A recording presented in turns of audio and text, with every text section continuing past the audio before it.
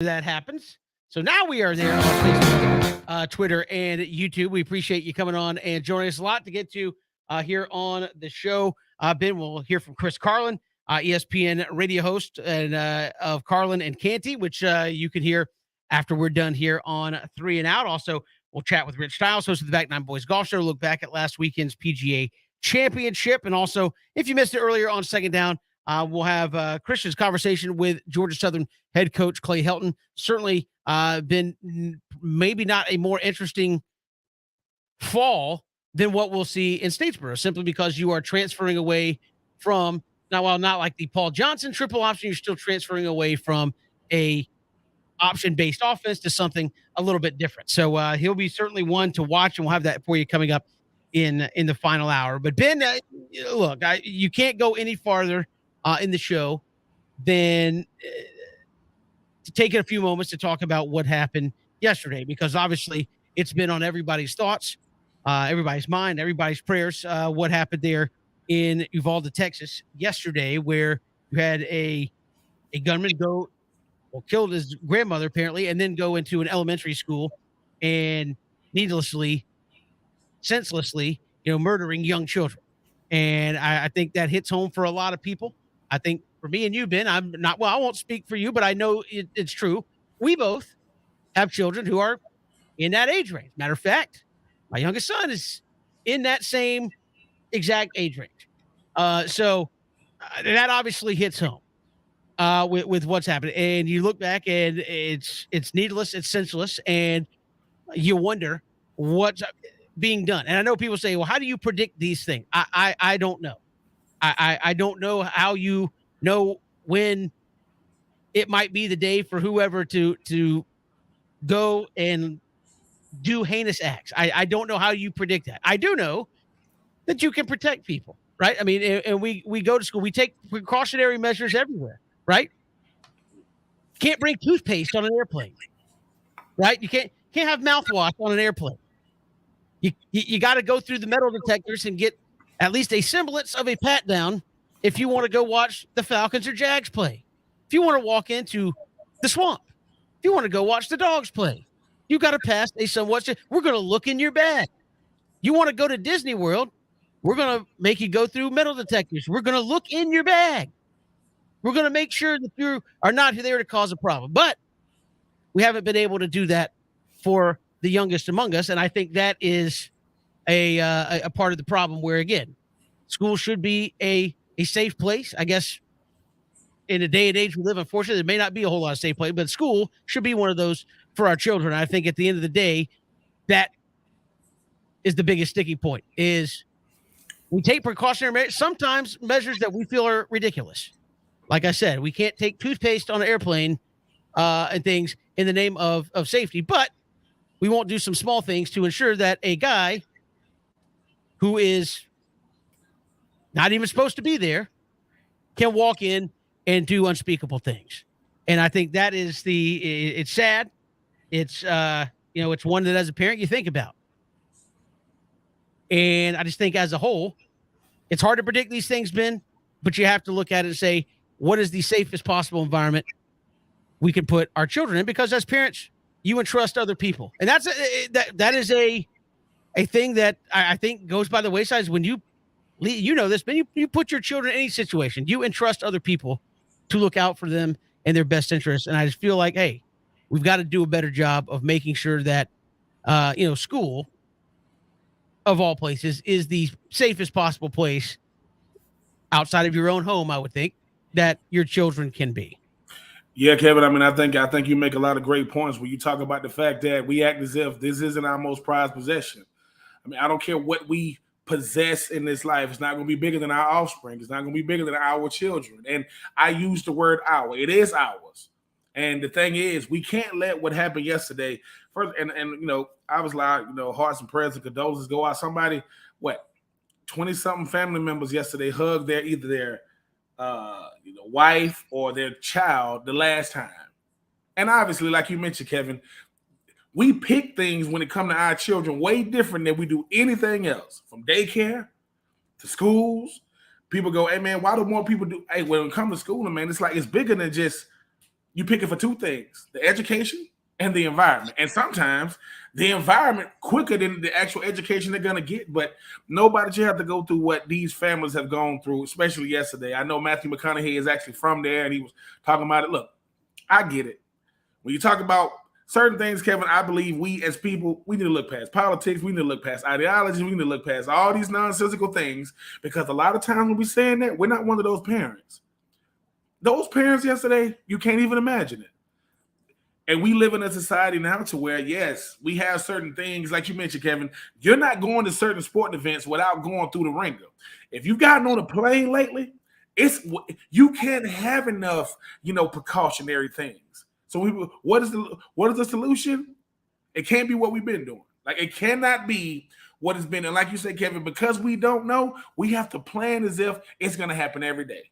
Not to where, kids are going to school in fear, because you think the kids are fearful. We as parents, we're just as helpless because we're like, look, man, we got to send them to school. But something has to be done, and we can't keep doing the notion of, okay, something thing can't be down the road. It has to be right now. And I don't know what that is, but we need to come together, as people to say, look, this cannot continue. Because like you said, Kevin, his grandmother, 20-something families, himself, even though the cops, him and the cops, I guess, had like a shootout or something. But it's like, it's just hard to fathom, because the one thing we got to stop doing, we got to stop normalizing it. Can't make it, oh, it's not a school shooting. No.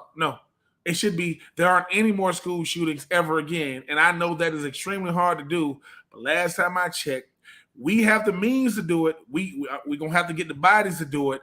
But we got to come to a synopsis together to say, this is what we're going to do for each other, because certain things trump everything. And if yesterday don't trump everything, nothing else will. Certainly. Look, and again, I'm not here to spout one side or the other politically. Yeah. I think, Ben, at the end of the day, as you said, people can agree these are our kids, man. Like, this is the future of not only our families, but of the country, of what we are hoping to leave them with. And I think we should do as much as we can in our everyday life to make sure that they are safe. Again, I know there are places where you go in this country where, again, you cannot just walk in, right? And so I think there are situations where you say, well, it can't be. No, if you should not be able to, if you do not belong there, to just walk into school. I mean, we as parents, Ben, if you go to your kid's school, we can't just walk in. We have to stop and say, hey, I'm here. I'm here for this reason. Or if you are there to get your child, they will say, wait here, and we will bring them to you. Yes. So I think there are a number of things that are out there that should be being done, so that, as I said, when you go to school, when you're at those places, that should be the last thing that you have to think about, is somebody who is not supposed to be there having the ability to get there and trying to stop people from getting in there and causing harm just because it's pure evil. Again, I don't know what the motivations are. We may never know what the motivations are. I do know, without a shadow of a doubt, Ben, that anybody that would go in to a school full of kids that are 10, 9, 8, 7, 6 years old and shoot them and kill them, that is pure evil. I'm not going out on a very thick branch. A thin branch, rather, saying that. I think we can all agree on that. Yes. Like, that is the epitome of evil. Yes. And that kind of stuff should not happen. And it should not be allowed to have the ability to happen again, I don't know the motive other than that's where it was. That's the school that was there. Again, I don't know the motivations, but I do know it was purely evil that took place in that school yesterday, and that cannot happen to what is, as you said, our pride, our most precious. Of course. And the crazy. I mean, look, I would never ever let social media be my social barometer. But so I read something yesterday that really, really disturbed me. Outside of the shooting, it was a guy, grown man, looking at it, and his son is standing behind him. And the son said, "Dad, are you crying about what happened in Texas?" And he goes, "Yeah." And he said, his son said, "Don't worry, Daddy, we practiced for that." You know how much more that kills his dad? Like, what? Like, we practice for that. Kevin, when me and you were in school, we did the whole if it's a tornado, they give you the books, you go in the home. That's what we had to practice. And I think that, like you said, there are things in this life that we got to say, all right, man, let's put everything aside.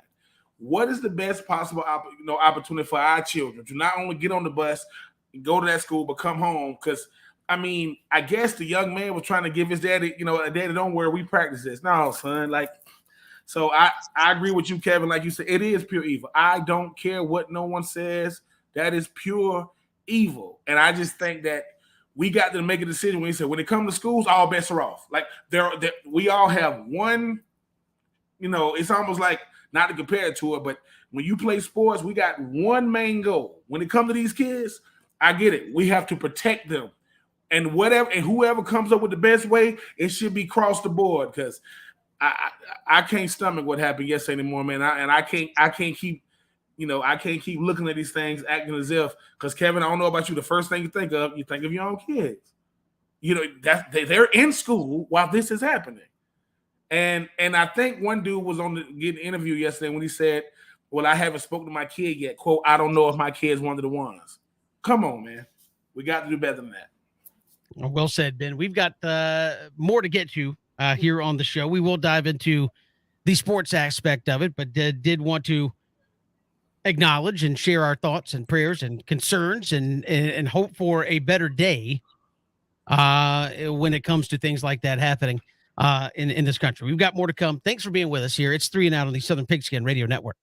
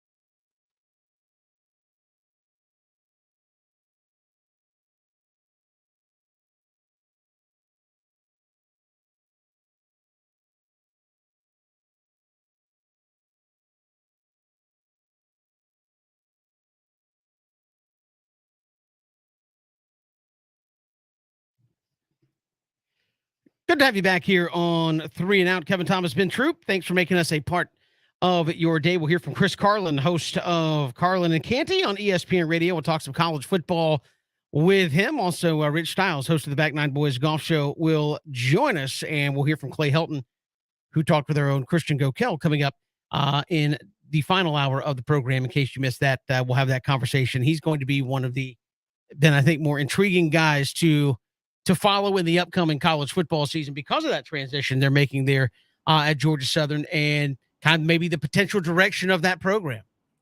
Coach Helton is going to be one to watch, Kevin, because, I mean, the one thing about Coach Helton that's standing out that we getting away from, he was the first big fish to fall. Sure. We was thinking, where is he going to go? Where is he going to go? And listen, no offense, Jared Bico. Me and Kevin still coming to your crib because we want to taste, all those different, meats you be, cooking and everything, and even with cooking and everything. But that was a big get. Because when Coach Helton got let go for USC, people saying, okay, did he stay P5? Did he stay in the Pac-12? We thought he was going to go to one of the P5s, but you talking about elevating the status quo and resume of the Sun Belt. I mean, dude, they already so Billy Napier leaves, you add a Coach Helton and the Georgia Southern team that's, like you say, Kevin, real similar to Georgia Tech. What are they going to look like on offense? Which obviously getting the offensive coordinator for Western Kentucky. These guys going to throw that thing around. But yes, one of the most intriguing teams and figures in college football resides in Statesboro. Absolutely. And again, we'll see what Clay Helton does when he gets on the field. Going to be a lot of, I think, eyeballs watching what the Eagles can do. And if they surprise some folks, again, I don't know if they're going to go and turn into a 9-10 win team, in one season, but if you can get yourself back in the bowl picture, a lot of people kind of picking them, at least at this stage, down towards the bottom of the conference. I mean, if you can come out in year one with some upside, going to be very, very interesting to watch. Speaking of upside, Ben, I saw ESPN put out teams that have been disappointing so far in the first little portion of the MLB season. Obviously, the Braves are up there, but it was one of those nights last night where you're going, uh-oh, here we go. It's seemingly there for you to win. Kenley Jansen comes in. Oh, game's over. Nope. Blow the lead. And you're thinking, here, this is just typical. Then you come back in the bottom of the ninth, get some runners on, and William Contreras comes through with the game-winning hit. Ronald Acuna comes around to score. Braves win. Again, dare I say, have a chance to win 2 games in a row coming up tonight. If they can do that, it gives them a chance to win 3 games in a row.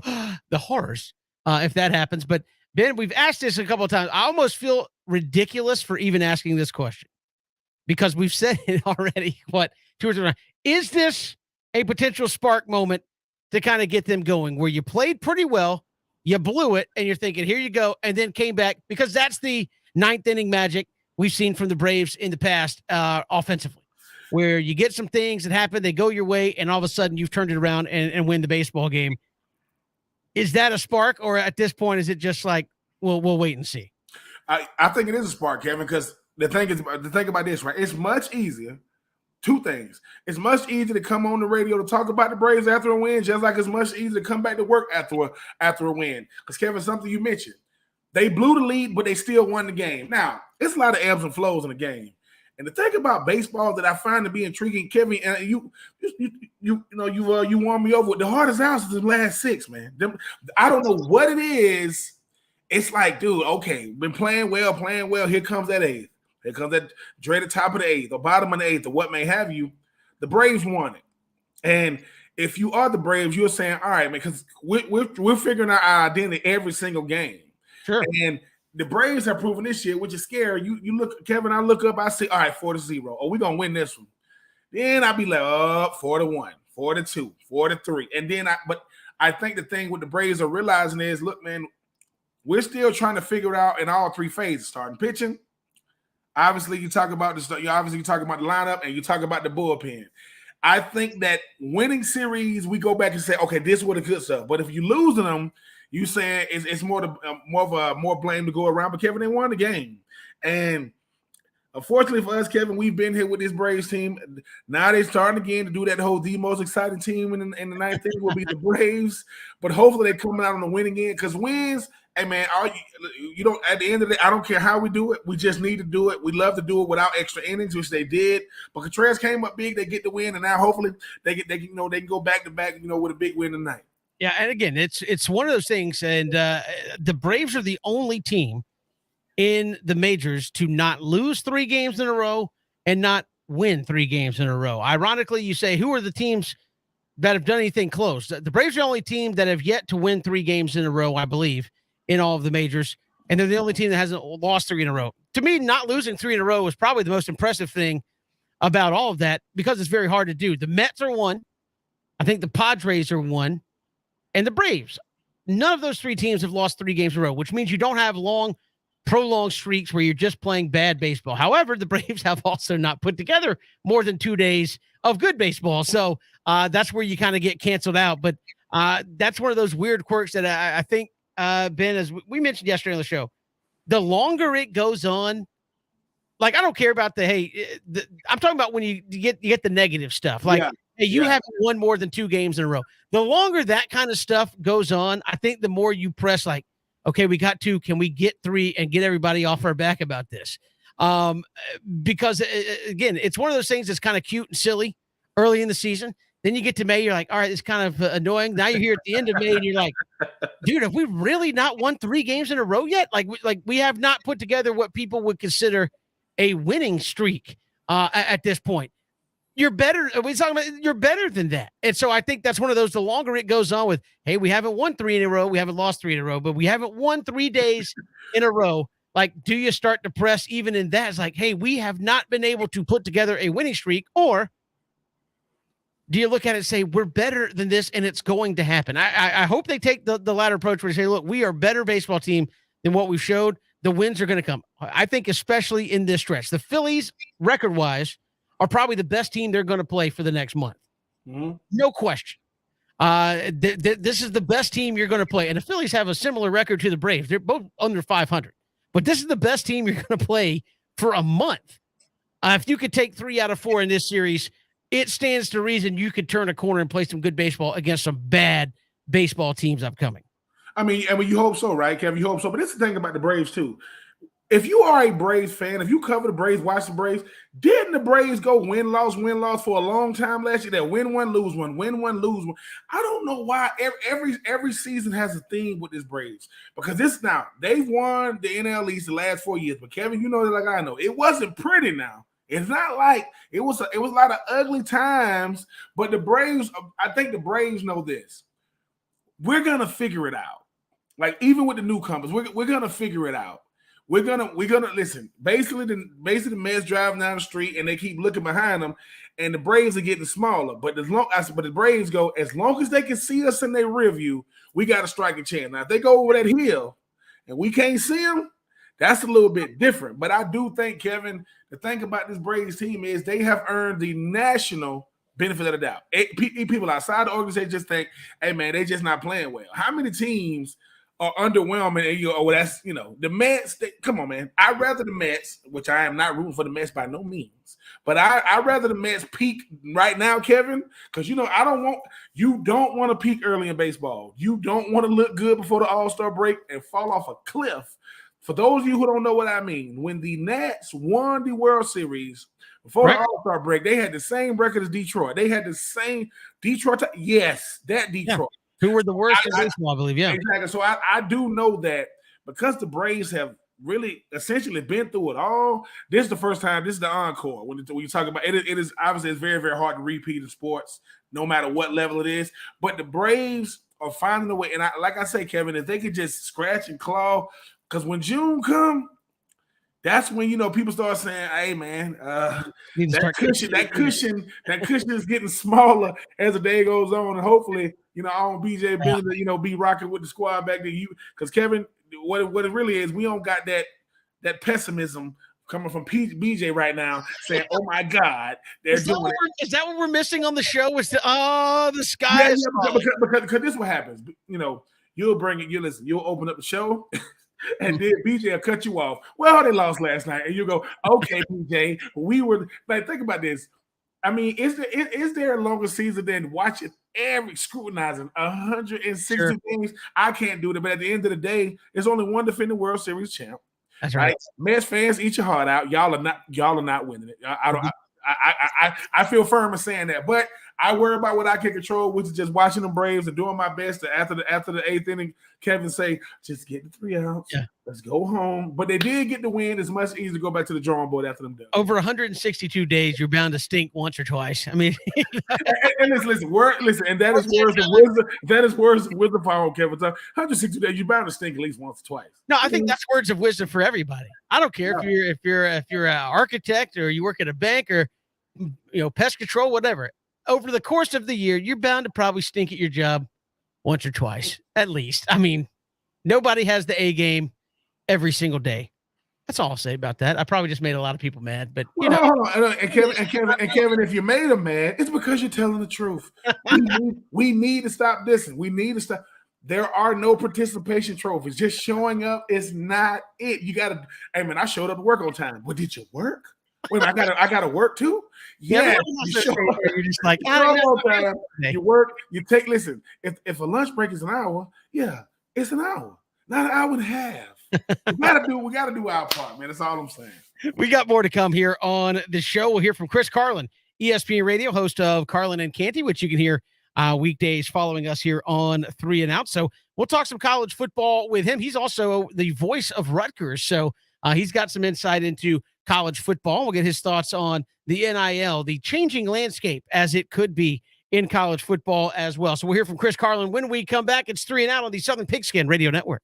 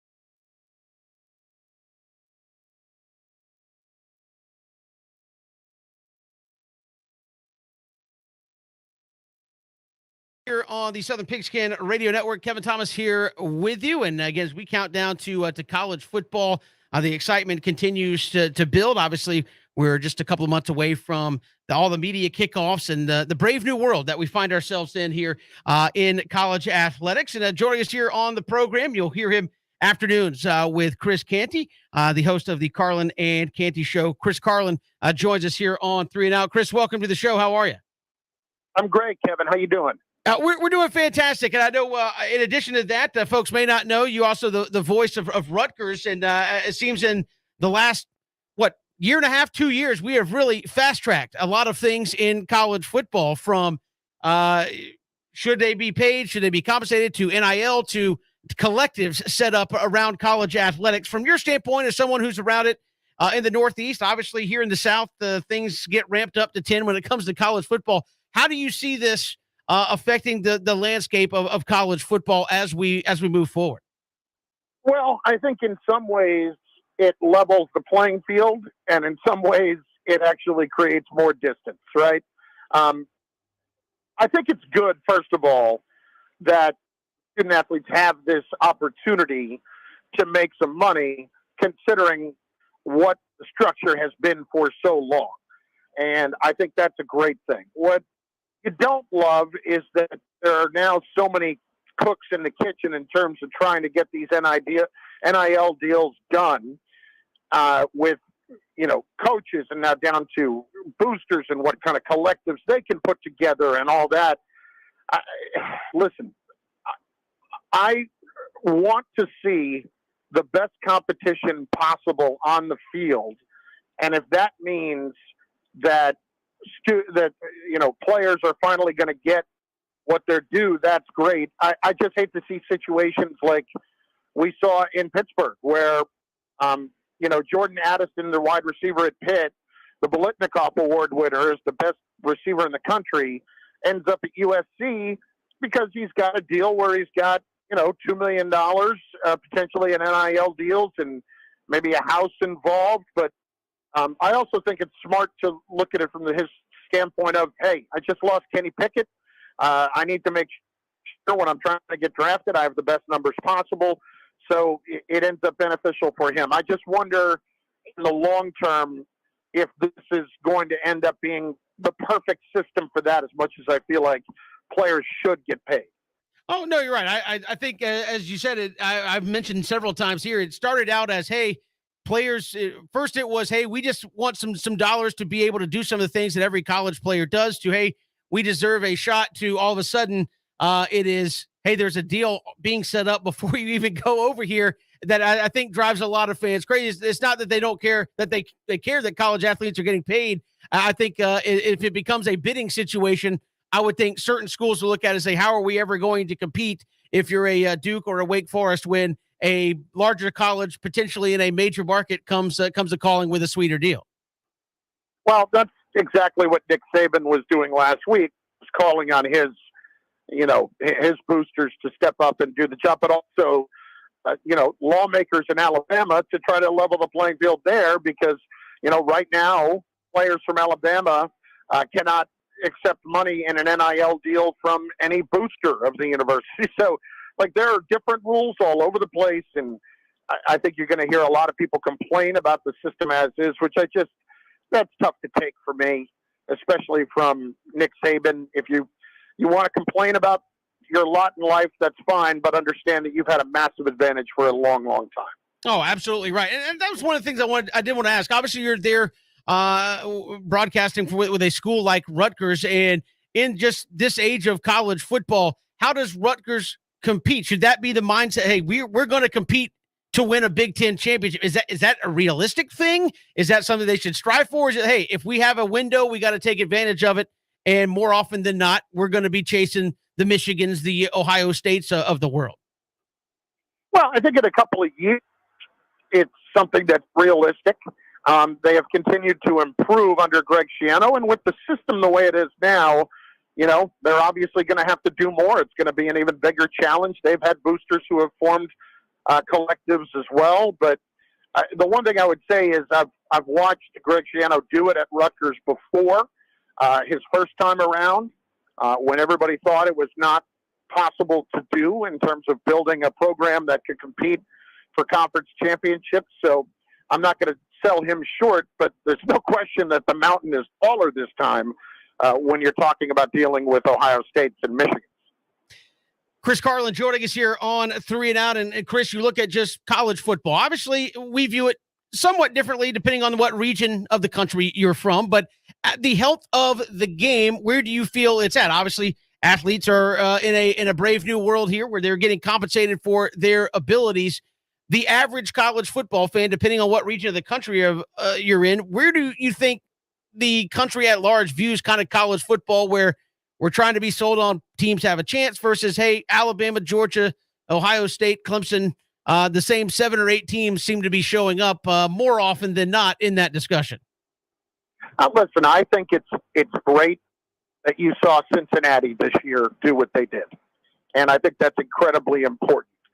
I'm not going to sit here and tell you they can never win a national championship, or any team like that can never win a national championship, but they showed you can compete for one at the very least. And that speaks volumes to me about where we've come. I think the health of the game is pretty good itself. It's just, it's so difficult to predict how this is going to affect things here in the next couple of years. Is it going to make it more lopsided or not? Really, what is becoming clear is for the teams that are not, that are Division I teams that are not in a Power 5 conference, that may find it more difficult to come up with money among boosters that really, have to fight for it. I think that's where it's going to get a little bit more challenging. It's just, I'll give you an example. Maryland is a team that has, there's a program that theoretically should have a lot of big money with Under Armour and Kevin Plank behind that. But how much of a difference is that ultimately going to make in NIL deals? I don't know the answer to that. And that's one of those kind of programs that you want to see where are they capable of taking that next step? See. Chris Carlin joining us here on 3 and Out. And just along the money lines of it, how do you think college football sustains from a financial competitive standpoint? I know obviously in the pros, you have revenue sharing, and college football, you have conference revenue sharing. And we saw the numbers come out from the COVID year, and the SEC's making twice as much as the Pac-12. The SEC and the Big Ten stand to make way more than the Big 12, Pac-12, and the ACC. How do you stay competitive in an environment like that? Well, 2 things. Number one, I'm not going to be surprised if I either see the Power 5 break away or 3 super conferences within a few years. I think that the Pac-12 eventually and the Big 12 eventually are going to go away, and you might be talking about, the SEC, the Big Ten, and the ACC becoming all that much bigger.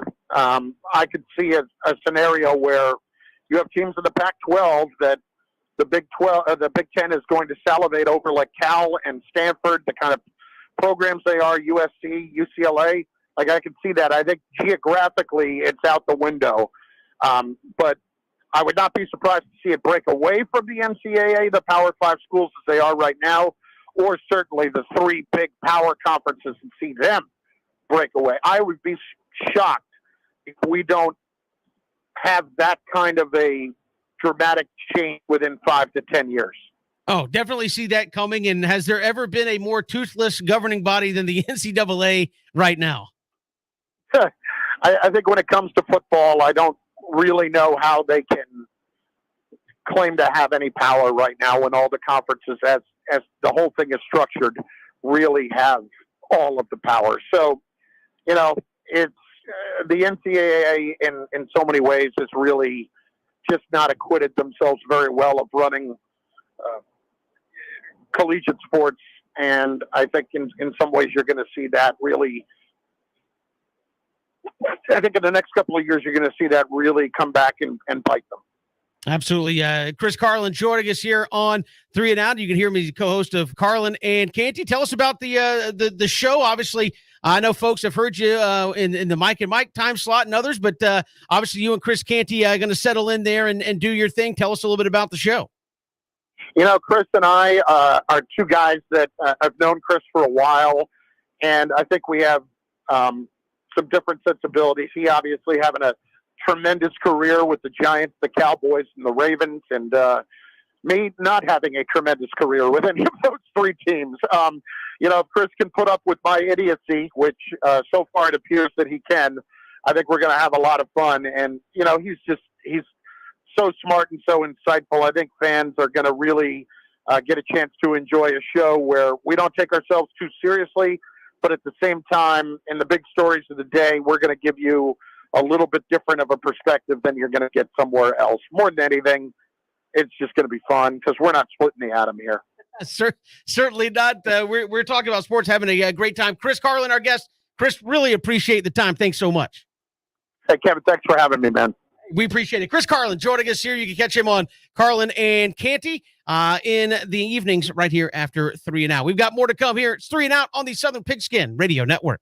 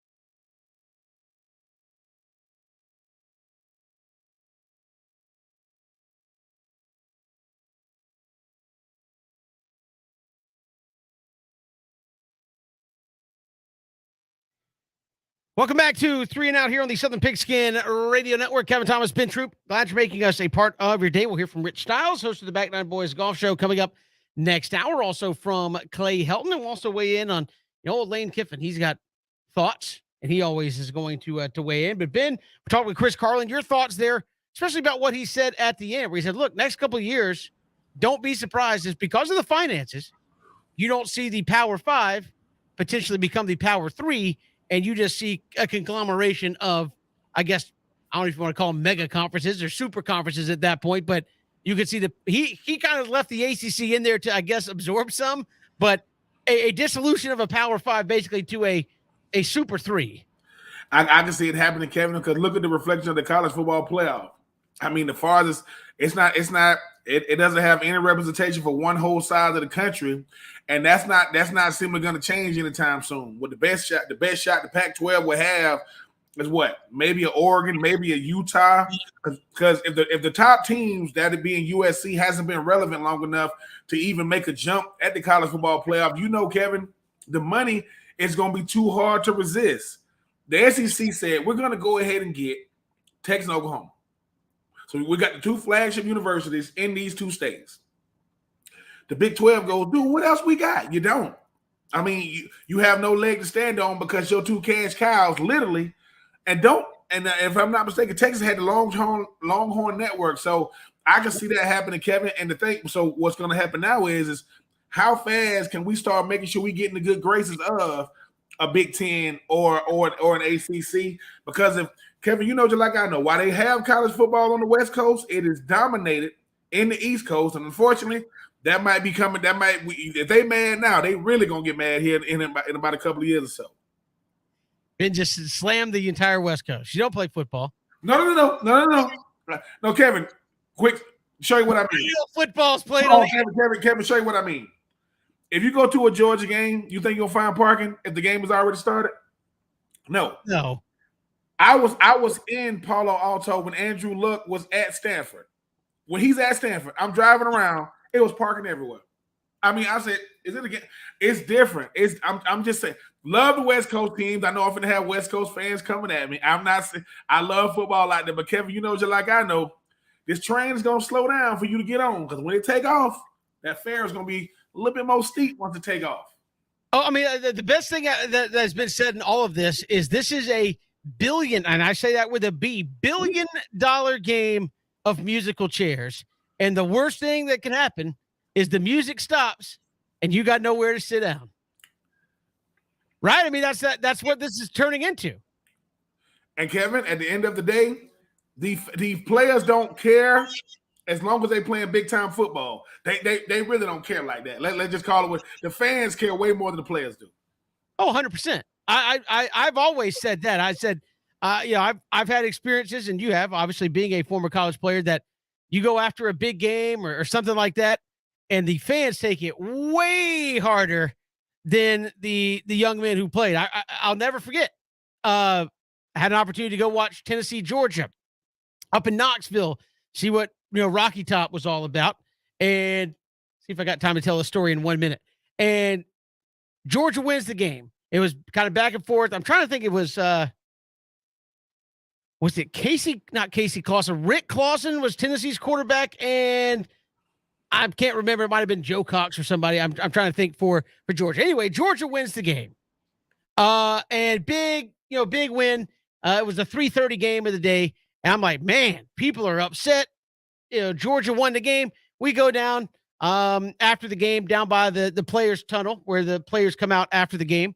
And my sister worked for the University of Tennessee at the time, and some of the players come out, and she's talking to him, and she's like, that was tough. And I'll never forget this. First thing out of the player's mouth. Yeah, I kind of hope I played a little bit more, but I just didn't get out there a whole lot. What you going to do now? I'm going to go back to the room and watch football. The end. Didn't take it as hard as I thought, other than thought I might get a few extra snaps. Didn't get out there. We'll come back, take three around the corner. It's 3 and Out all across the Southern Pigskin Radio Network.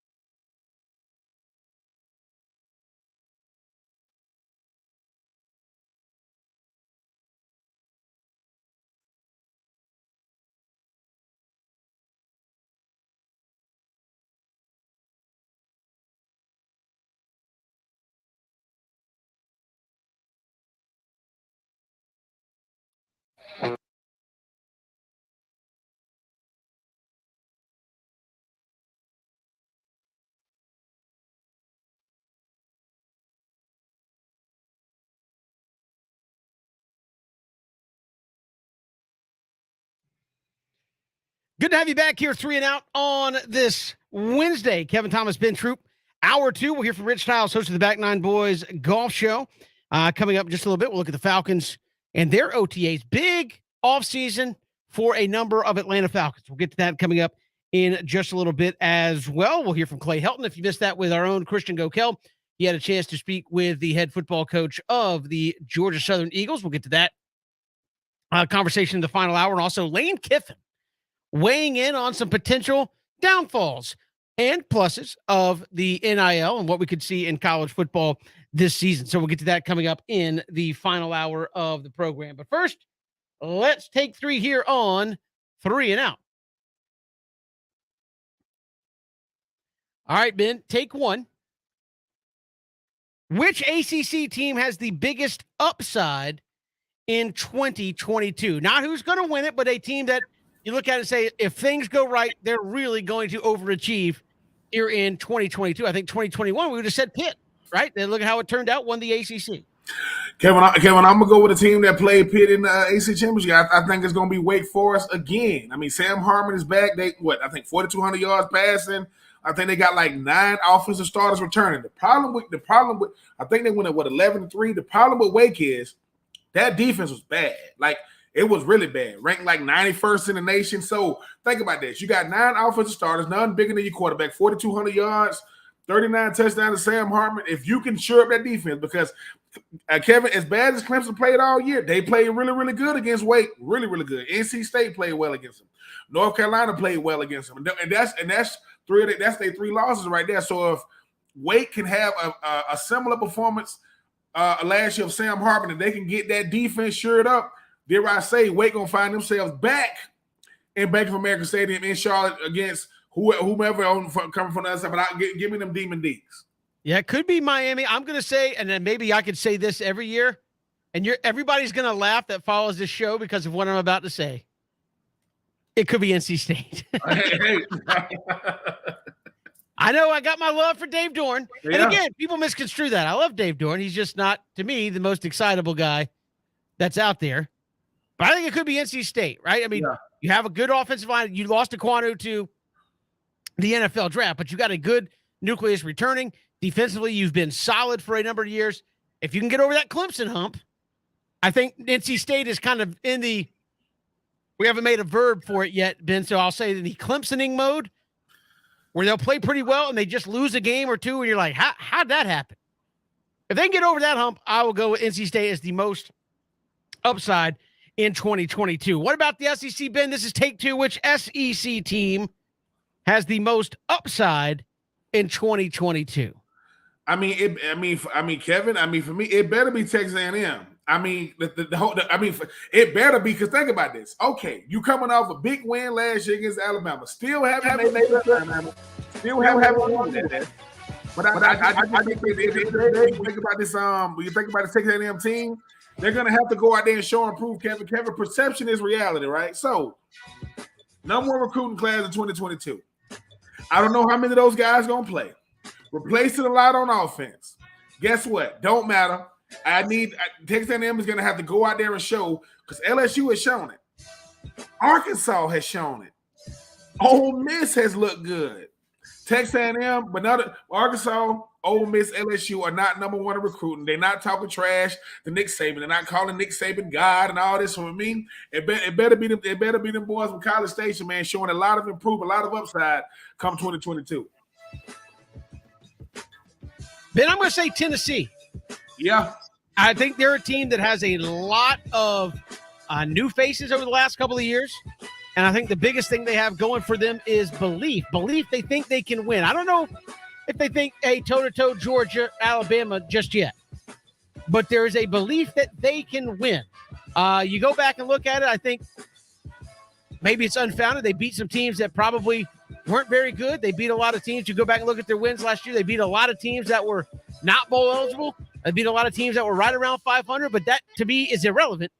It's that belief you can win. And he turned it around and got that. I'm going to say Tennessee, my pick with the most upside. Got an experienced quarterback. And offense is going to give people problems. I'm going to say Tennessee with the most upside. All right, then finally take 3. This is really not even for me, I guess, because Well, I didn't go through it, so I really don't care. But for your experience, how beneficial are OTAs? We got teams going through them right now. Of course, they are voluntary, but how beneficial do you think they are at the end of the day? Well, for those of you who think, what's an OTA? OTA is just an organized team activity, aka a practice. And that and the wording is something, because organized means, hey man, they're coming in, voluntarily. We ain't making them come in. They're very beneficial. Because this is the thing about the National Football League. You want to make sure that you're trending in the right direction. You want to make sure you're grasping not just the offense, but your role in the offense or the defense or the specials or what may have you. And I want to know, am I on the outside of this thing looking in, or do I really have a shot to make this team? OTAs will tell you a lot of that stuff because everything is fast moving. They're throwing a lot of information at you. When you don't got on pads, you can do a lot more. Injuries are down.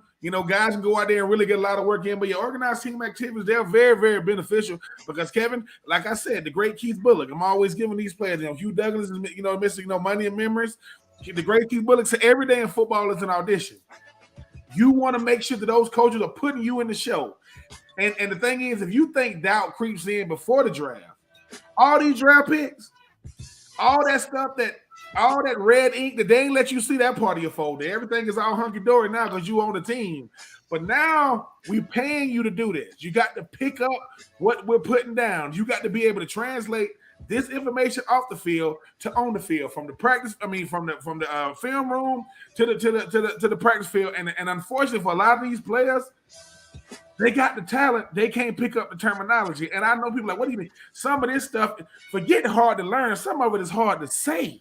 It's hard to even spit this stuff out. So OTAs, look, if they got it involved in the NFL, whether you like it or not, it's all important. It's all relevant, because every time they turn on that clicker, you better be standing out. Because if not, you want to meet with your position coach, and maybe the old coordinator. If the head man call you in there, those are the type of conversations you want to have. The head man should not be having one-on-ones. OTAs are extremely important. It took me all of 1 year to understand. When I seen Steve McNair and Derek Masons and those guys out there, veterans now, big Pro Bowl, Steve McNair, MVP, they take that stuff dead serious, because getting better at what you do, the only way you're going to do it is get out there and do it. OTAs, organized team activities, a.k.a. another word for practice. Ben, what about the guys that don't go, though, right? I mean, I know that you see that every year. It's like it's more a story about who's not there than who is there sometimes. But you said, hey, it's important. What about guys that aren't there? It is voluntary. It is. But do you take any kind of, I won't say offense, because that's probably too harsh a word, but do you kind of look at it any certain way when it's like, hey, man, that guy is not good enough to not be here? No, I don't. Because, listen, you're a pro. I will say this, though. You better be a highly productive, highly recognizable, and a leader on this team. Meaning, if you don't show up to OTAs, when you do show up for mandatory minicamp, you better be ready.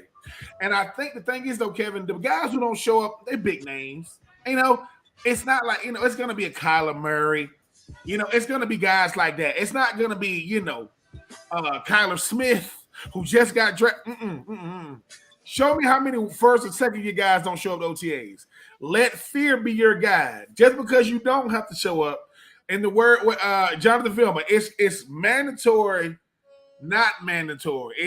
It's mandatory voluntary workout. You better get your behind there, because you ain't got no enough stripes on the wall to be saying, hey man, where you was at? We had practice today. Man, they voluntary. Man, that ain't what coach said. What? I gotta go.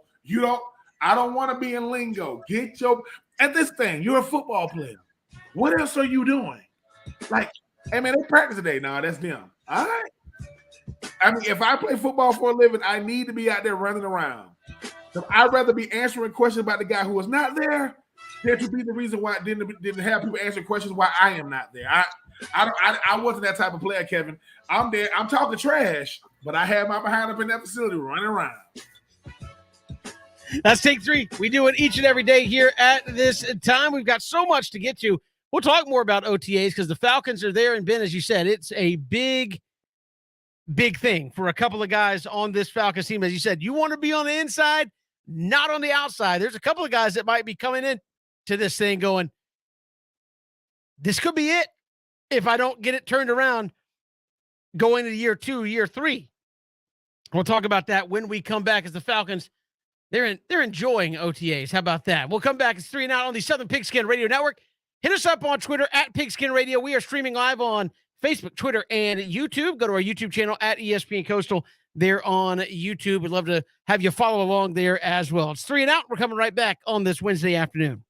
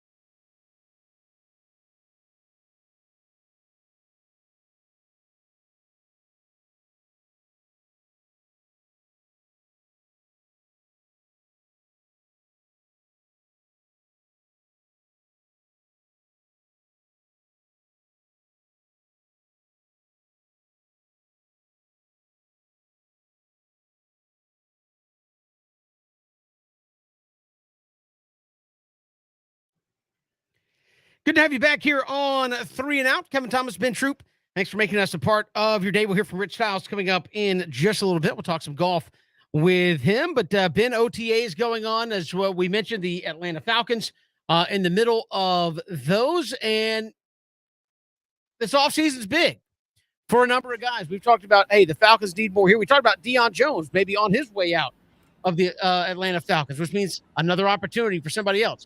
A guy like Richie Grant. Saw Arthur Smith quoted saying, look, it's time for him to step up and own it. Do I want to be an every down station? I mean, he was a second-round pick, Ben. As you said plenty of times, second-round guys are starters. And he has yet to kind of fall into that role to be an every down guy. And he's one of those guys you were just talking about. I wouldn't say he's on the outside looking in, but this is a year that could make or break whether he stays with the Falcons, much less stays in the National Football League, right? Yeah, Kevin, and the thing about Richie Grant, I mean, second-round pick coming out of UCF a year ago. I mean, ball hawking safety, but a guy that, once again, the speed of the game wasn't something he was able to pick up. But look at what they gave him. To go along with A.J. Terrell, they gave him Casey Hayward. A guy that's, all-pro, former all-pro cornerback Casey Hayward coming in. So he's giving him Tease Tabor. So he's giving them veterans to kind of show him, hey, man, this is what it's going to take to be able to be on that back end. I get the aggressiveness of what he showed at UCF, but if you can't cover guys in the NFC South, if you can't cover these tight ends running down the seam, if you can't cover, be nothing cheap, nothing deep, being that eighth man in the box, it's going to be much to know about nothing. But Kevin, a guy that, we really haven't said a lot about his first 2 years is Marlon Davidson, like another second-round pick coming out of Auburn.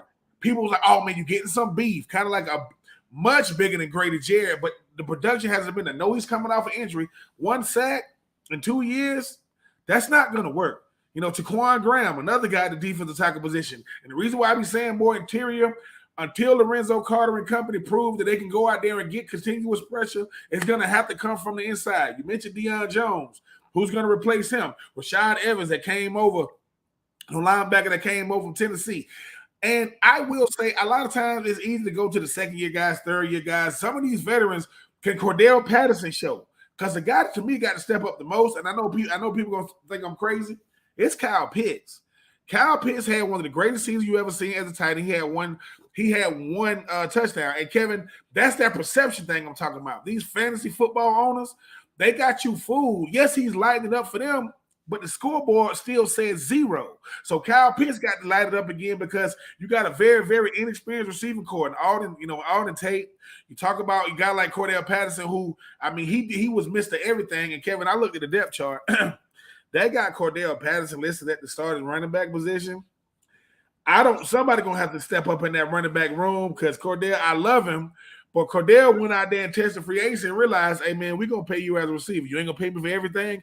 No, we got running backs on our team already. We're going to put you at receiver. So I say Kyle Pitts, as you mentioned, Richie Grant, Taquan Graham. I mean, a guy like, Marlon Davidson. But it's a lot of guys.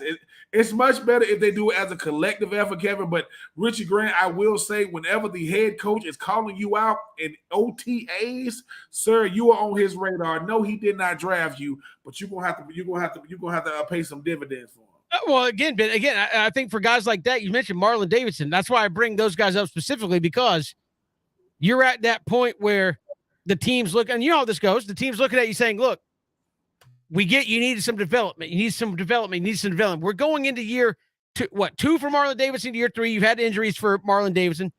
Year 3 for Richie Grant.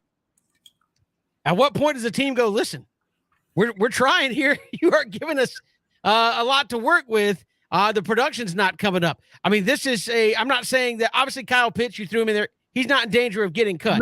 No. But this is a thing where, are you just a guy that catches a bunch of passes? Are you a guy that impacts the scoreboard? I think you look at the guys you like to mention a lot on the show, the Cooper Kupps and guys like that. They're guys that catch a lot of passes and they impact the scoreboard. So to me, Richie Grant, you need to be out there starting. And now you say, well, no, you were a second-round draft pick. They saw something in you. You should be a starter right now. Marlon Davidson, you are a second-rounder out of Auburn as a defensive tackle. Well, you are getting beat out by Taquan Graham. You are getting beat out by Taquan Graham. You are a second-round pick. Grady Jarrett's not going anywhere. Step up and earn that spot. To me, Ben, those are the guys that I look at and say, it's not just can you be a starter, can you stay on this roster if you are not obviously getting the returns of what the Falcons invested in you of 2 second-round picks. Yeah, Kevin, and you want listen, that return on investment. Bottom line, Richie Grant, you were a top 64 pick coming out of college 2 years ago. You're going to have to find a way to get it done. The NFL is unforgiving. No one cares about the learning curve. No one cares about the speed of the game. Bottom line is, can you produce? This is a production-driven – no, let me say that way.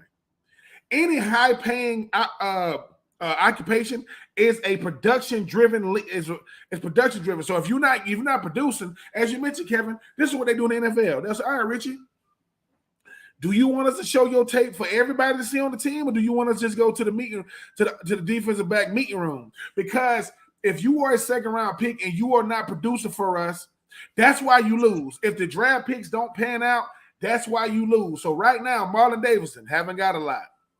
Richie Grant, we don't really know what you are right now. So I just think Deion Jones probably not going to be a Falcon come June 1st, right? It's going to be a huge turnover. But guess what? Outside of Joe Burrow, outside of Chase and Higgins and company, I don't know nobody play for Cincinnati, and they went to the Super Bowl. So that's kind of like where you are. And I'm not saying Atlanta's going to take that big of a jump. But, Kevin, this time last year, if you would have told me Cincinnati going to be in the Super Bowl, I would have let – what? The Cincinnati Bengals? I'm just telling you, the thing about this Falcons team is you can get some – you can get some gelling on the defensive side of the ball. You can get some structure on the offensive side of the ball because Younghoe Koo, all I'm saying is he's a weapon. And you can't even utilize him because you can't get past the 50 consistently. I'm just saying it's a lot of guys – but Richie Grant, your name came out the mouth of the head coach. If you didn't know you up now. Because Kevin, while you want to give these first and second round picks a longer time, the frustration grows with them quicker because their talent level ain't matching their draft status at this point.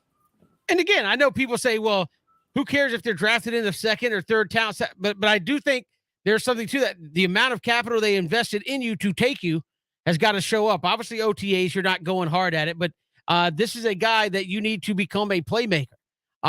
He was a guy that when he was drafted, hey, he's a big safety from Central Florida, a program that wins. They've had a lot of success. He can come in and be one of the key guys on the back end. And as you said, it's not like you look around and say, you're playing safety with no help. You got an all-pro caliber corner on one side. You got Casey Hayward coming, who's been a veteran of this league. You have guys around you who know how to play, all right, who are good quality players. You need to figure out how to fit into that. And I think if he does, and you could be a better defense. The question is, will it work out that way? Again, name the last guy that seemingly worked out along a defensive front when you talk about, hey, we want Marlon Davidson to step up. Okay, well, what about Deidre Sanat, who they got out of South Florida? Well, that never happened. You get just guy after guy after guy who you're trying to get developed. And I think, again, when you drafted Marlon Davidson, you really thought, man, we have solidified the inside of that line and we can take a step forward. And he has been injured and hadn't been able to do it. Yeah, Kevin, listen, it's unforgiving. It's the National Football League. Every day you're getting evaluated to be able to make sure that we made the right decision, or do we need to find a way to go ahead and cut bait? Because the thing is, they're going to give you a chance to go out there and prove them right. Only you can do that. But as you mentioned, Kevin, when you start talking about, Marlon Davidson going into year 3, the injury bug, 1 sack, getting beat out by Taquan Graham. Talk about a guy like Deion Jones, probably not going to be here. Richie Grant, they're giving you a shutdown corner, and they're giving you an old veteran, to kind of show you how to go out there and get things done. It's going to be on you.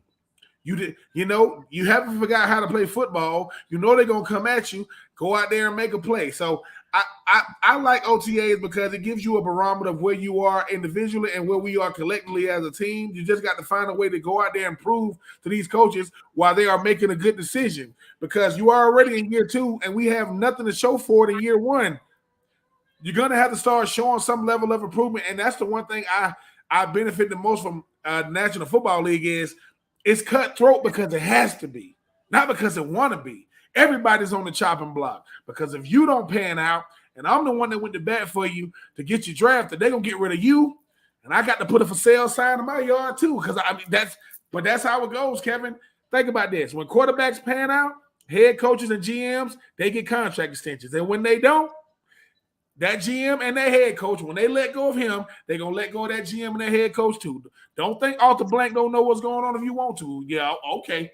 He ain't just handing out checks these days. Ben, I was going to say, how different is the National Football League from college? And I'll say it in this respect. Obviously, Billy Napier comes in. People will look at it and say, all right, you got Urban Meyer's players there. We're going to give you some time to recruit your guys, develop your program, this and that. So in essence, you're saying you're not really responsible to the extreme extent of the guys that were there before you got there and were brought in by a previous regime. In the pros, is that the case? Are we looking at Arthur Smith and saying, we're really evaluating you through the guys you've brought in, and that's it, not the guys that were already here? How do you think when you evaluate what he and Terry Fontenot, probably more so Arthur Smith, are doing, is it the full evaluation? Or do you look at it and say, hey, you did the best you could with Deion Jones, we're going to let him go? And now we're going to bring in a guy, Troy Anderson, who you wanted and got in the draft. Do you think it works the same way in the pros of we're going to evaluate you through the guys you said you wanted and we brought in, or is it here's your roster, we're evaluating go? We'll evaluate and go, Kevin, because you're the head coach of the Falcons. Like, bottom line, this is who you got, right? And if we're getting rid of guys, we're getting rid of them because we want them to fit your mold of player. Because sometimes you don't fit the mold of player. The thing that Arthur Smith got to understand this as well is the league is getting better, and you're not. Your division is getting better, and you're not. And right, wrong, and indifferent. Nobody got mad at John Gruden when he came in. He got traded from Oakland to Tampa Bay and won Super Bowl, right? That people say, oh, that's Tony Dungy dudes. Because Tony Dungy was here last year and didn't win it. So don't give me that. And I just think that if you want the glory that comes with success, you got to deal with the pitfalls of failure. And the thing about it is, Kevin, this is the same Arthur Smith that did not play his starters last year in the preseason. And what was you saying, Kevin? Like, what is he? Think about this. You don't got to be a head coach and say, that don't make no sense. You're new, and you're going to let the guys just chill. This is Atlanta now. Everybody needs reps. So I think with Arthur Smith, he needs to know, too.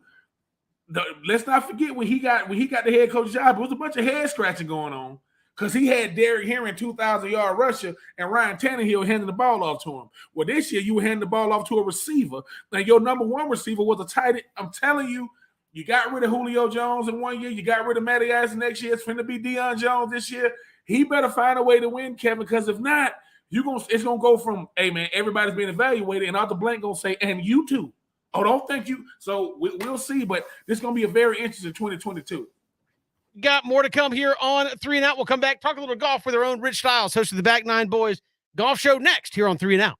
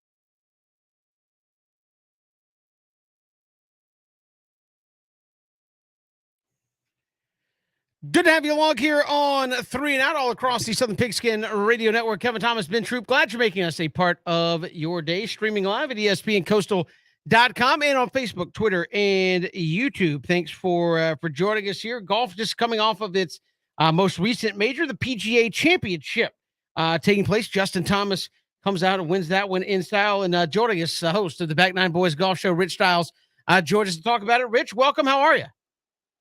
I'm doing great, guys. Thanks for having me. Hey, appreciate you coming on. Justin Thomas, he has been one of those guys that has been up near the top of the world golf rankings for a good long while. Gets the championship in a playoff. He said, look, I've never shanked a shot as bad as I had in the back nine on Sunday. Still figured out a way to win. What can you tell us about what that does for Justin Thomas and a guy that's been considered one of the best in the world for some time now? Well, I think it obviously gives him more confidence in his game. I think he has been having some doubts about his game as far as being able to finish and not having won for quite a while. This win definitely puts him back into probably in the top 15 or 20 in the world, maybe even the top 10. And I think the biggest move, the best move that he's made over the last couple of years is getting Bones to come back as his caddy.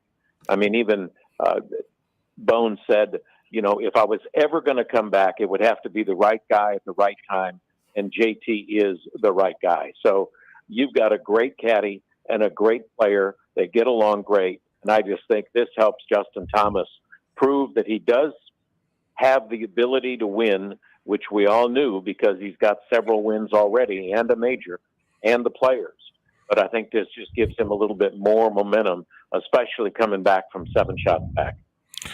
And Rich, I mean, speaking of a guy that's proven he has, that ability to go out there and play well. Will Zalatoris, a guy that's had, 5 top 10 finishes in the last 7 majors. Talk about his game as of late and how he seems to be a guy that seems to be playing extremely well. Well, he's obviously got some good genes. He came from Wake Forest, which is where Arnold Palmer went to school. Jay Haas's brother is the golf coach there. Webb Simpson went there. So, I mean, you've got a lot of great golfers that came out of Wake Forest University. He came out and won in 2020 on the Korn Ferry Tour, came out and was the PGA Rookie of the Year, and then placed second at the Masters, now having second at another major. I mean, he has just been playing great. Obviously, you get in those positions this many times, it means you're probably not too far away from having your first PGA Tour win, or even more for Will, a major win. So he's really playing great. Putting seems to be a little bit of an issue with him, but hey, with the finishes that he's had, I'd love to be putting like he does. Absolutely. And again, I know Rich, we talked to you a lot about the next big thing, the next guy on the list, but you look at Will Zalatoris, 5 top 10s and 7 majors. That's outside of winning one. That's crazy stuff, right? Is this a guy that once he finally, and I hate to chalk up a win, but once he finally gets a win or two, you look around and go, this guy's been good for a while, just nobody was paying attention. Oh, I think people are paying attention to him now for sure. When you've got 5 out of 7 in the majors over the last couple of years, I mean, this kid is just strong. I mean, he's 25 years old. He's got a tremendous game. Off the tee, he's strong. Iron play is strong. I think the only thing he's really has been holding him back is maybe a shot here and there, obviously. But, what a talent. I mean, he came out of college with several wins. As I said, one on the Korn Ferry Tour, has done very well up on the PGA Tour. So, I mean, he's already on everybody's list as far as one to watch when it comes to tournaments. Rich, I know when it comes to golf, I mean, I don't think there's any greater strategy of a game than golf, and I've heard all kind of things, but this guy, Matt Fitzpatrick, people talking about his note taking. They say after every single shot, no matter what it is, he's taking a note of it. Talk about his note taking and how it seemingly has worked for him. They say he's been doing this since he's been like 15 years old. Well, heck, I take notes after every one of my shots, but I erase them after I take them. They're so bad. But, he's making sure that he's trying to perfect his game. And, I mean, golf is not a game of perfect. It's just trying to make your bad shots not so bad. So, he's taking shots, and then he's making notes. He's trying to figure out what could I have done better. So he's trying to look at the positives, and if there are some negatives, write those down and try and work on those things. I mean, this is a kid that's studying, obviously, what he's doing right, but also what he can improve upon. And obviously it works. And you got to give the guy credit for, based on his performance over the last couple of years on the PGA Tour. Rich Stiles, host of the Back Nine Boys Golf Show, joining us. And Rich, obviously it's a major, so you're going to talk about Tiger Woods. He made it to the weekend and then had to withdraw. The body obviously hurting him a little bit. A lot of people said, hey, it was impressive. He made it to the weekend, and a lot of people maybe even foreshadowed that might be coming. When you look at Tiger Woods, and we've talked about this a lot, and he's always got the magic, but is his body going to allow him to continue to play at the high level? Because he's only been playing basically in majors thus far, and we can kind of see how his body's responding. Yeah, I think, if you look at him, the first day, he plays great, or at least doesn't shoot himself out of the tournament. Second day, he kind of makes the cut last two times. So you got to give him credit for that. But I think Tiger's struggling to make 4 rounds. He only made it 3 at the PGA, and I think that's going to be a big deal. For him to play 4 good rounds the way he would like to play, I think we're still maybe another year away, if that. It may be come to the point where Tiger says, I just can't do this anymore. My body's not reacting the way I want it to. I can do all the weightlifting and training and bending and stretching and all this other kind of stuff. But guys, my body, based on this accident that I've had, I just can't play 4 great rounds of golf anymore, especially trying to walk the way that he is. I mean, you saw his walk is different, which I think makes him different as far as the way he approaches the weekends. And Rich, I mean, when you see it, even to that point, when you see a guy like Tiger Woods, and when you think about, when you talk about like the game passing us by, or what may have you, as far as like being a professional athlete, like a guy like Tiger, what breaks down first? Is it a golfer's game, or is it his body? Because obviously, for a guy that plays golf as much as you do, Rich, what do you think it is, and what do you think would be that deciding factor for Tiger? He would say, for him to say, look, as much as I want to do it, my body just won't let me do it. Yeah, I think it's definitely the body. I think, when he's got the game, I mean, we all know that. And when you have the game and your body's not responding the way you can play, the way you've played in the past, it can be rather frustrating. And I'm sure he's going through a lot of, what's my next step? Am I really going to play in the Open at St. Andrews coming up in July? Will my body be ready for that? Should I play prior to that? Should I just forget about playing until the Open? Should I just forget about playing for the rest of the year? I think all those things are coming into effect for Tiger because his body is responding, but it can't go through that 4 days of walking and hitting and twisting and all those things that he used to be able to do. Best guess, U.S. Open coming up next month. Does he try to play it? Is obviously in the United States, up in Massachusetts. Does he try to play in the U.S. Open? I think he will, depending upon what happens over the next 3 to 4 weeks with his body. If his body responds to the treatment, to the physical therapy, to all the other things that I think his team is going to be trying to work on, I think the biggest thing is his stamina and his leg being able to get through 4 rounds. I think he'll definitely try. There's no doubt that Tiger's got the guts to go through it, and he's got the game to go through it. It's just now, I think, a question of, will his body let him go 4 rounds, even at St. Andrews, which is not hilly, but it's still a big walk for him to get in there for 4 rounds. Rich Stiles, host of the Back Nine Boys Golf Show, our guest. Rich, we appreciate the time. Thanks so much. All right, guys. Have a great one. Will do. Rich Stiles, you can catch him Saturday and Sunday mornings at 8 a.m. And Ben, you look at Tiger in the major, you look at, and I think this is one of those things, athletes want to compete. Nobody wants to see that downside of the career.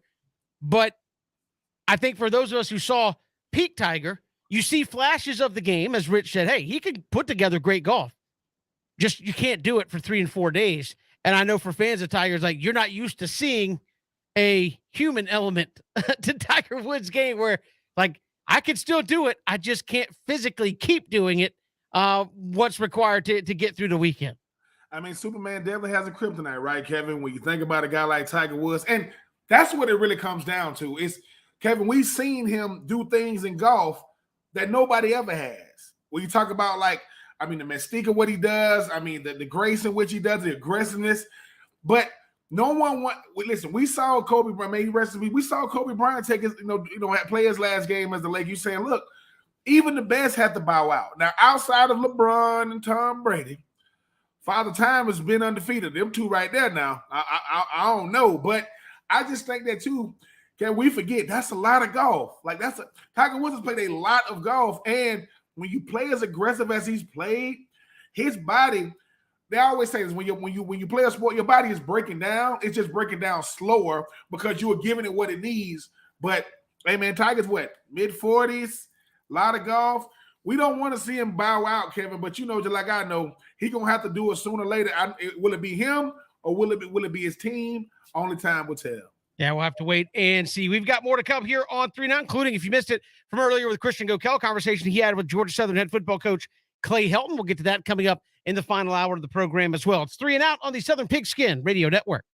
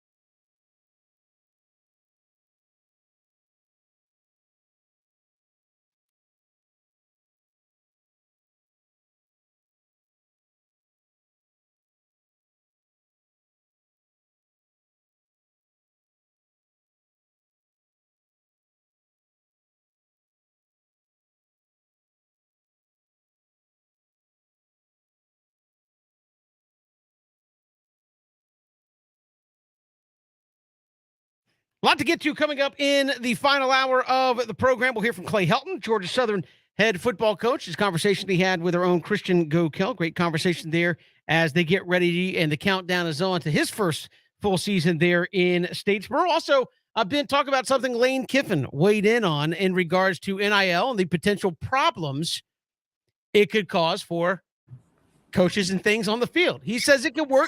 But a number of things Lane Kiffin said. He was quoting SI about NIL. Want to get to and get your thoughts on as we enter into kind of the first full year of unfettered NIL deals and how it could play out on the field with a first full year of a lot of collectives and booster groups that are handing out NIL deals. We'll get to that and what Lane Kiffin had to say about that coming up in the final hour of the program. So looking forward to that, Ben. As you know, Lane Kiffin always good for a quote or two. Hey Kevin, I kept telling you that's the Nick Saban effect. Nick Saban say something, Jimbo say something. Mike Leach ain't said nothing yet, but Lane Kiffin like, let me throw my hat in the ring, man. Everybody else got something to say.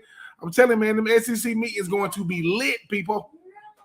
Oh yeah, look, the Saban, Jimbo, Lane kind of triangle would be fun to be a fly on the wall and see what those guys are talking about in terms of how to solve some of these issues with NIL. And again, I think we'll get to it in the final hour. But Lane, I thought, brought up some interesting points. He's been a guy that's been around NFL and others, and one of his points been quickly we'll get to in the final hour. He said, "Look, I've been in a situation where we drafted a guy. I think he's talking about Al Davis. We drafted a guy. I didn't think he was good enough to play. I didn't really want to draft him.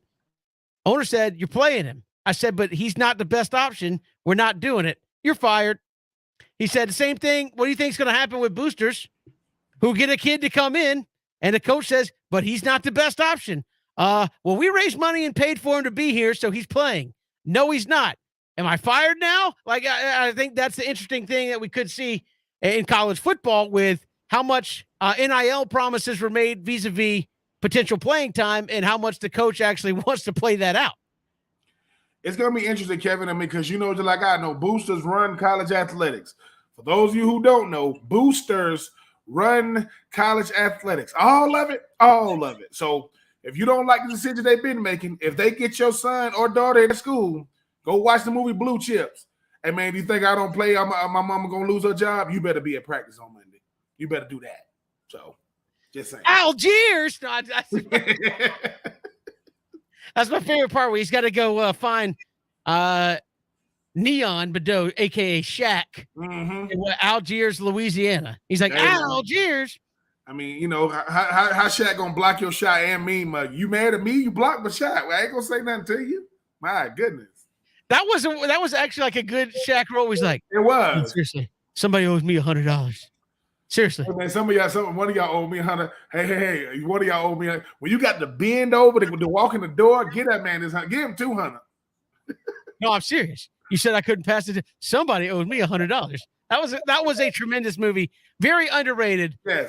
There for Blue Chips. Like, I forget who the guy was that was already on the TV. He's like, how are you failing TV?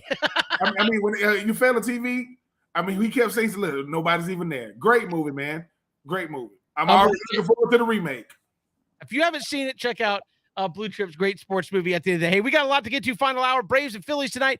We'll hear from Clay Helton coming up in the final hour. And also, again, Lane Kiffin weighing in on NIL. Some interesting things that he sees potentially happening there in college football. We'll get to that final hour, 3 and out.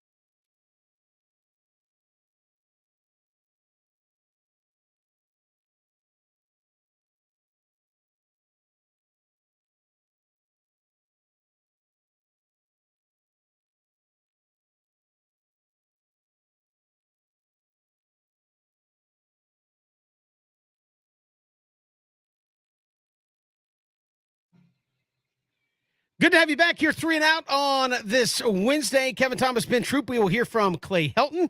Had a conversation with our own Christian Gokel earlier as he gets ready for his first year there in Statesboro. Also look at Lane Kiffin and some of his thoughts. He has weighed in on the NIL and some of the potential positives, some of the potential pitfalls of NIL as it pertains to college football. So we'll get to all that as we go through here in the final hour, of course, leading up towards Braves and Phillies tonight. Ben Troop, as the Braves have a chance to, dare I say it aloud, for fear of jinxing it, win 2 games in a row. Kevin, you just did it, and isn't it time though? Like we start doing this. Wait. I don't want to. You got to get to 2 before you get 3. But I mean, yeah. No. Get 2 in a row. Get it. Like I said, you want to win series. You want to definitely have your best outing, and which is tonight. But I do think Kevin, like I said, having a lead, losing a lead, and finding a way to get it. Find late game heroics in the ninth. It makes it so okay. I mean, boy, I'm trying to tell you, man, your patience and love of the game is tested so much in one game. But this Braves team, they're finding ways. Hopefully, Kevin, they can get these bats going. Right, because like I said, I mean, I don't like these early leads that you got to find your way to scratch and claw. Kingsley Jansen, I mean, yeah, wasn't his best showing last night, but I just think that if they can get 2 in a row, then Kevin, dare I say, that vaunted 3 in a row, I'm going to have to text BJ and say, man, did you see that? Yeah, well, it's about time. At the end of the day, Kevin, like I said in hour 1, the Mets, the Braves, the Phillies, the Nats, and the Marlins are all driving down the street, and the Mets way out front. Long as you can see the Mets and the Mets can see you, you got a shot. We can't let them boys get so out front of it. It's like, hey, man, now we battling for wild cards or second place. No, there ain't no wild cards. I know it's okay to be a wild card, popping bottles, playing game with the Yankees, by the way. I just think that at the end of the day, Kevin, you control your own destiny by winning your division. You don't want to start that wild card stuff. Because there are teams that their second place is not second place in certain divisions ain't even fair. How many games some of these teams win and they certainly don't get in. I think if you're the Braves, you also hope the Mets are driving that car going, wait, is that a little smoke? A little smoke I see coming out from under the hood? Oh, the check engine light is definitely on, but they so far in front, they ain't taking to get a service. We're gonna ride this bad boy. That's true. How long do people ride around with the check engine light on? It's just, oh, that's just there. It's you don't need to worry about it. Oh yeah, listen. Back in the day, bought moms a whip. I said, Mama, how long is the check engine light on? She says, "quote Is that what that is?" That's not what I wanted you to say. So it's yeah, just a picture that says it's running, it's on. Oh yeah. The man say, "Look, man, we ain't." Somebody say, "Hey, man, the check engine light when we drive too fast, it's cool." Right, we gonna be good. We put some water in it. We put some antifreeze in it. Meanwhile, the Braves like just keep on riding that bad boy. Let that smoke come out that exhaust. We gonna catch up to y'all boys. Sooner rather than later. Yeah, again, made up a little ground last night. Chance for 2 in a row. If you win tonight, you earn yourself no worse than a split for the series. And then we've talked about it the last several days. You mentioned last year, hey, it was an unbelievable run of win a game, lose a game, win a game, lose a game. I want to say it was 13 or 14 games in a row. Win, lose. And they haven't been much better than that. And again, I guess that's consistency, but it's maddening as a fan as you'd like to see win streaks. But the Braves are the only team in Major League Baseball right now who has not won 3 games in a row and have not lost 3 games in a row. I think they're one of 3 that have not lost 3 games in a row. The Mets, the Padres, and the Braves all have not lost 3 games in a row, but you haven't won 3 games in a row. I think what would it be if you could say, hey, the Braves have not lost 3 games in a row, and they've had winning streaks of 5 games and 6 games, even 4 games out there. What a difference this team would be looking at right now as far as the standings are concerned. But to me, the fact that you haven't lost 3 games in a row is good because you obviously have that grit and determination to stop a losing streak before it gets started. However, it's frustrating that you haven't been able to put together what would be considered a win streak. And to me, I keep going back to that, Ben, because people have asked me this whole time, was it time to worry about the Braves? Is it time to worry about the Braves? I don't think so, because you talk about peaking over the course of the season. I think every single person can look at this Braves team and say they have not played their best baseball yet. It's not, and I don't think it's relatively close. They have not played their best baseball yet. Do they have flaws? Yes, they strike out too much and all of that. But they have not, through all of that, played their best consistent baseball as of yet. I think we'll see it through this stretch. Again, the Phillies right now are the best team you are going to see. They have a record just like the Braves, but they are the best team you are going to see for the next month. This is it. So if you could take split 2 out of 4, take 3 out of 4, and win tonight and win again maybe tomorrow, take 3 out of 4, it gets hypothetically, theoretically easier for the next 3-4 weeks to go out and try to win baseball games. And to me, that is what I guess I'm the glass is half full guy. But to me, I look at this team and say they have not begun to play to their potential, and that should at least give you at least a pause for positivity if you are a Braves fan. It'd be one thing if they were bad and you're like, yeah, this probably wasn't a very good team on paper, right? It'd be like cheering for the Jacksonville Jaguars. Hey, they're bad. They probably weren't expected to be very good. It is what it is. But if you know there's more and you just haven't seen it yet, you have to believe that at some point it is coming, especially over the course of 162 games, Ben. To me, that's why I say, look at this Braves team with a positive bent. It hasn't been fun that they haven't been able to put anything together, but they can play better than they have. And I think that to me shows that there's more out there than what we've seen so far win-loss wise. Yeah, Kevin, and you just expect them to get it right. That's the thing about pro sports is, especially baseball, which is like no other sport. You expect them to get it right. If you're on the mound, Freed and company, I expect you to get it right. Kinsley Jansen in the bullpen, expect you guys to get it right. Plate appearances, expect you guys to get it right. And the thing about it is, Kevin, even beginning, even start with the start of the season, it was all 3 phases. I mean, starting pitching, what you wanted to be, the lineup wasn't what to be. You didn't like where the bullpen was. Now you're getting flashes. They show flashes here. They show flashes there. Contreras getting that, listen, getting that hit in the ninth. That's because you know what it is, Kevin. The thing about baseball, you lose faith or you gain faith every game.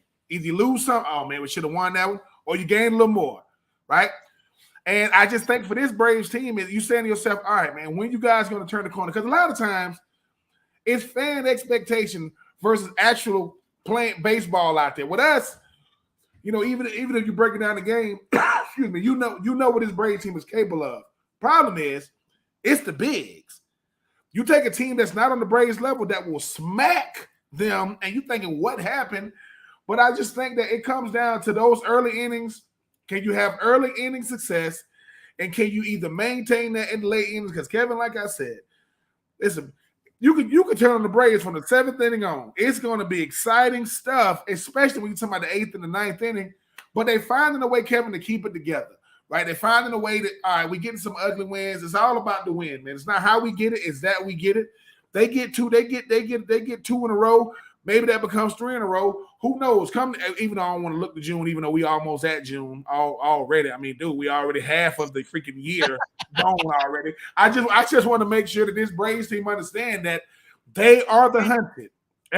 All 29 other teams are coming at y'all because y'all were the team, hoisting up the World Series trophy last year. And most teams, let's face it, they ain't scratching no playoffs, let alone no World Series. But Kevin, if they can put it together and they can go on, I don't like to give them no love, a Mets run, I think that's all the Braves need, because I think right now if the Braves were in the Mets position and the Mets were in the Braves position, I would feel comfortable that the Braves have staying power. But now, Mets, we going to see if you got stamina to keep that lead. And obviously with the Braves, we going to see if you can play that underdog role, even though you're not, and catch them boys, from New York. And the Mets have spent a lot of money to try to make sure that they stay out in front of those Atlanta Braves. We'll see if it is a situation that can stick, or if the Braves can chase them down. I think, again, much like, I don't want to use this comparative, but much like you had Tiger Woods at his peak, I think right now in the division, the Mets feel good way out in front. The closer the Braves get, you get a little bit more nervous. The closer the Braves get, you get a little bit more nervous that they're putting it together, and you got to hold them off. So I think the Braves, as you said, do have that in their corner. 4-time defending NL East champion, and obviously the defending World Series champion. We got so much to get to here on the show. We're going to hear from Lane. We're going to talk about what Lane Kiffin had to say, Ben, when it comes to NIL and some of the potential problems that it could cause, but what also it could be. We'll hear from Clay Helton as well. He had a chance to talk with our own Christian Gokel. First year upcoming, and a lot of eyeballs going to be on Clay Helton, Ben, as you said, look, he was the first domino to fall last year. It was 3 games in, and Southern Cal said, nope, you're done. And some forward thinking by Jared Binko wasn't working out with Chad Lunsford. Well, I think didn't they hire Clay Helton with like 2 or 3 games left in the season? Yeah. And so he had a chance to kind of sit back and watch this thing play out, get an early jump on recruiting, and through some of the transfer portal has been able to put together a team. I think a lot of people, especially in the Sun Belt, are saying complete system change. You recruited well. Could this be one of those turnarounds that nobody's thinking about now? But, you look up end of next year and they got 7-8 wins that, nobody saw coming. I can see it, Kevin. I mean, give Jared Binko a lot of credit. You go out there and get a big fish that everybody thought was going to go P5. Everybody thought was going to kind of stay kind of like in that realm of, Pac-12, Big Ten, what may have you. But then you get a guy that's coming into a Sun Belt to where you see what they're doing in Coastal Carolina. Louisiana is coming off back-to-back Sun Belt championships. App is still the class of the entire division. You got a nice little rivalry going up with them other boys at GSU up there in the ATL. I just think, Kevin, if they can figure out what you want this offense to be, get some quality defense with a running game, they could be in the thick of it. Because unfortunately, the G5 that everybody wants to stay away from is the Fun Belt known as the Sun Belt. You don't play with them boys, but Coach Helton should be a good one. But Kevin, right now he can do no wrong, because when he first got to Statesboro, people losing their mind.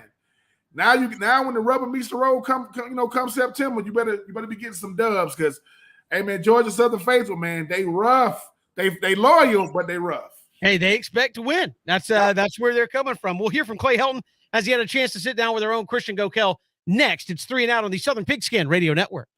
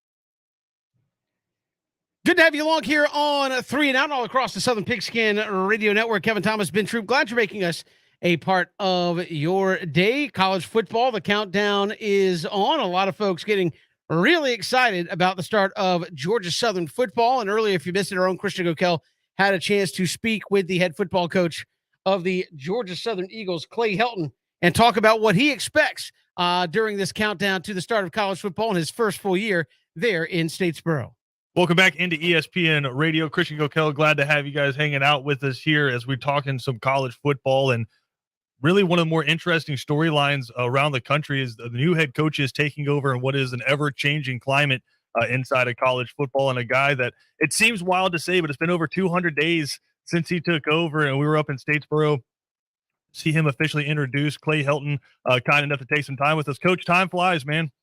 Oh my gosh, doesn't he? Blink your eyes and it's already May. We're getting ready to start summer access and get summer strength and conditioning going. So looking forward to it. And we'll blink our eyes again. It'll be the first game of the season before we know it. Absolutely. How excited are you just to get to work making people better? I know there's so much peripheral stuff that you have to do, especially this time of the year. How excited are you just to get back to work?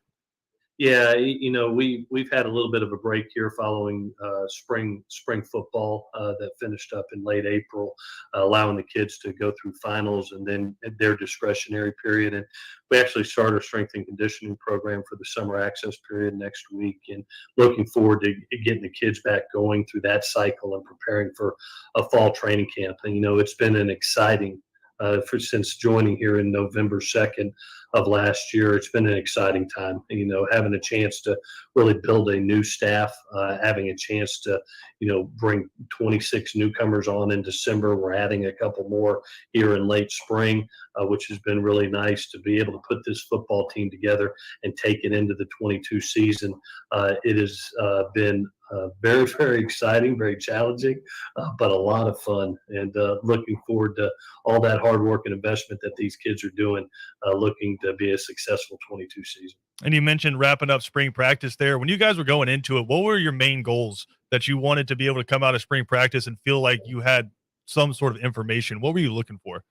Yeah, really, anytime you try to build a championship program, it starts, right when you take the job. You get great people around you, great coaches, great support staff, great student athletes, and then you install a culture. And that culture is done through strength and conditioning over a 9-week period of time during the winter access period.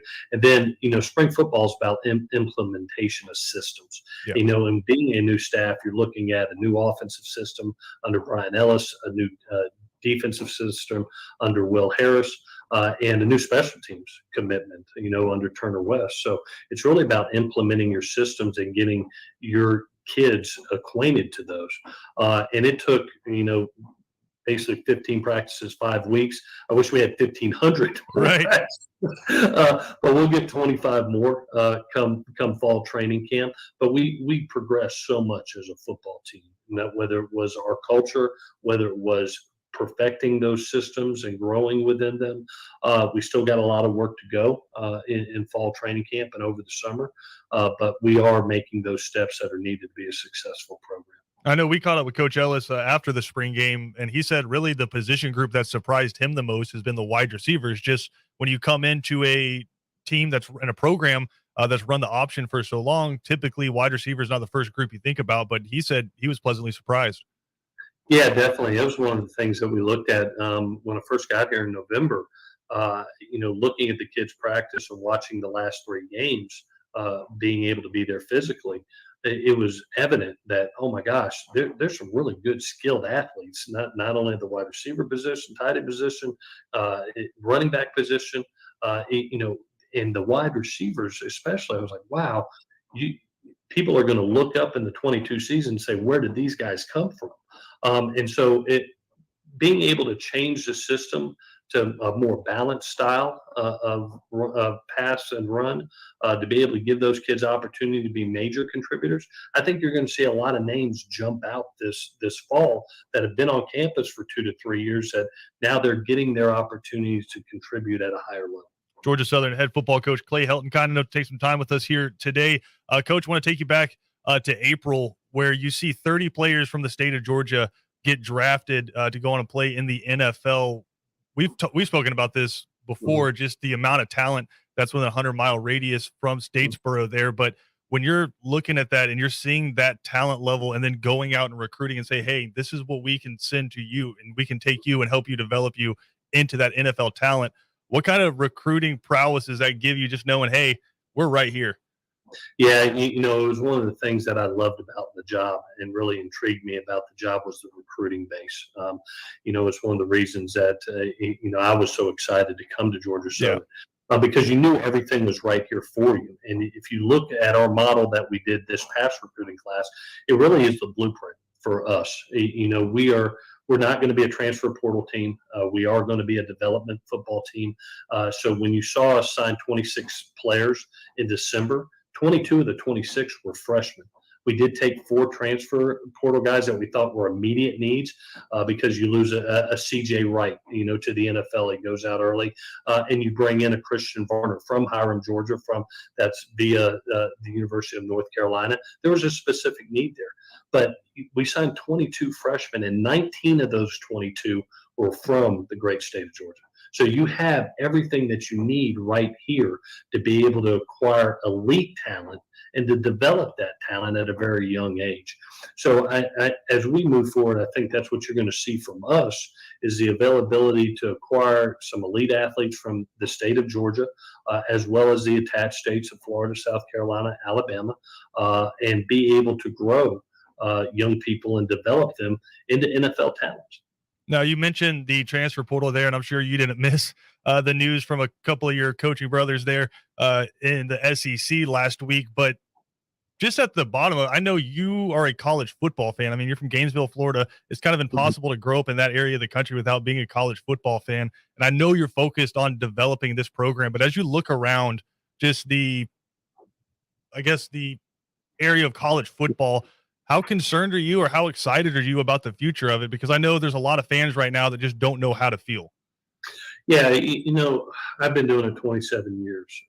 And so the landscape of football has changed a lot, especially in the last 10 years, and some of the things that are being done are really advantageous for the student athlete. And, I'd look at, the opportunity to have a one-time transfer portal, to gain a 6-year, the new regulations that even came out with COVID, NIL, it's really benefited the student athlete, and that's a good thing for the game. Now, anytime that you have change, there's going to be new rules and new regulations, and there's going to be a learning and transition period, and we're going through that transition period right now. It's our job as leaders of young men of 18 to 21-year-olds to adapt with the situations that come as the landscape changes, and be able to not only continue to develop young men on and off the field, but also to continue to build winning programs, and so having done it 27 years, the landscape has changed 1,000 times. Yeah. And it's changed a bunch over the last couple of years, and it's been the benefit of the student athlete, which is a good thing. And it's our job as leaders, as head coaches, to be able to adapt with it and continue to grow and develop our young men within it. And what are your conversations with your young men? Because I don't know how many people are aware of what it takes to be just a student athlete, number one, getting up 5, 6 a.m.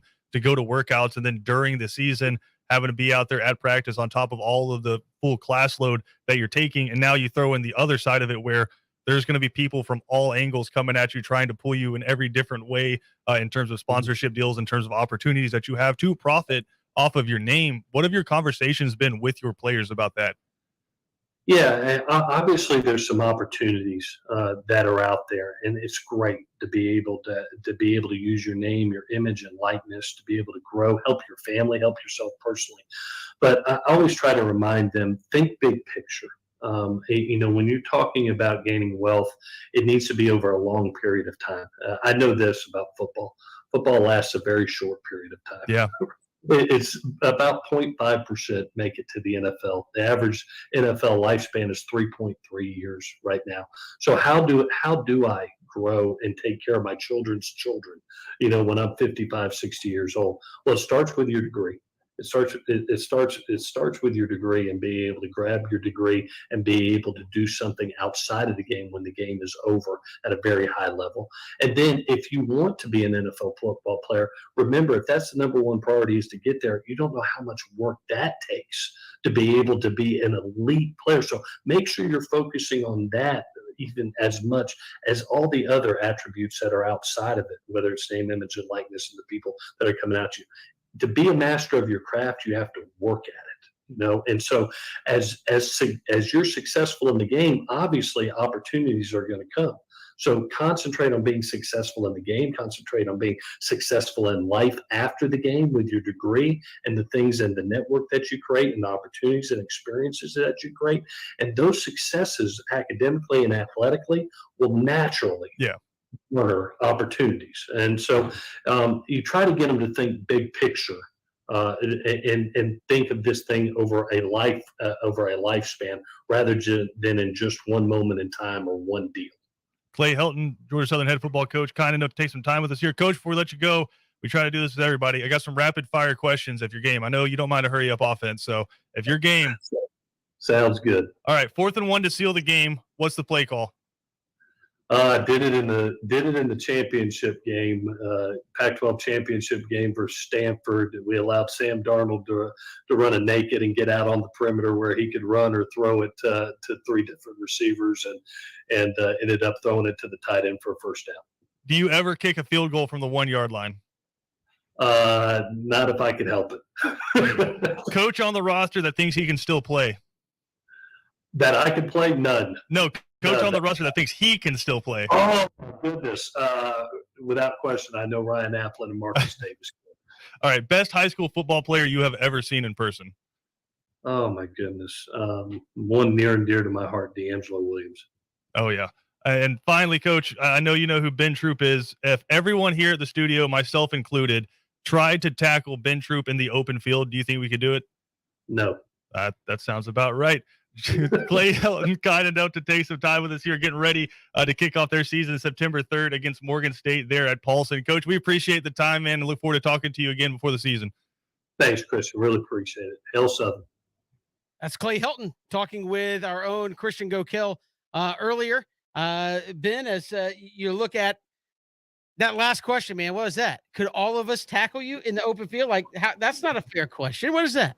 I mean, number one, I mean, while I listen, I always appreciate Christian showing me some love. But number one, who says I want to be in the open field? Who says I'm trying to run away from the tackle? No. Getting me down on the ground so I can talk trash about what I would have done. No. Because, Kevin, this thing, I'm going to hurt myself more trying to run away from it. And I'm going to give you the original. I'm going to show you what the original got originated from. I appreciate the love. Listen, I like how Coach Hell don't even think about it. No. I mean, It's not going to happen. That's that game. That's that Gainesville bias. But no, Coach Helton, I mean, he said something, Kevin, that I think is really, really near and dear. When he was talking about NIL, he said you got to think of it as a long-term thing. And he started talking about, taking care of your children, your grandchildren, and things of that nature. He's a guy that's been doing it for 27 years. He understands what it takes to be successful in this league. He understands that I've seen college football go through a lot of different changes. He's embracing NIL, but he's also saying, get your degree, take care of what you're supposed to take care of on the field, and the opportunities will be plentiful down the line, hopefully. And we appreciate Coach Helton. He joined Christian Gokel earlier. We'll come back. Speaking of coaches and what they had to say, Lane Kiffin weighed in on some NIL stuff. Ben, I want to get your reaction to that and maybe some of the positives and some of the pitfalls that come with that. We'll talk about it next. Here it's 3 and Out on the Southern Pigskin Radio Network. Love to hear from you. Hit us up on Twitter at Pigskin Radio. We're streaming live, ESPNCoastal.com, and on Facebook, Twitter, and YouTube.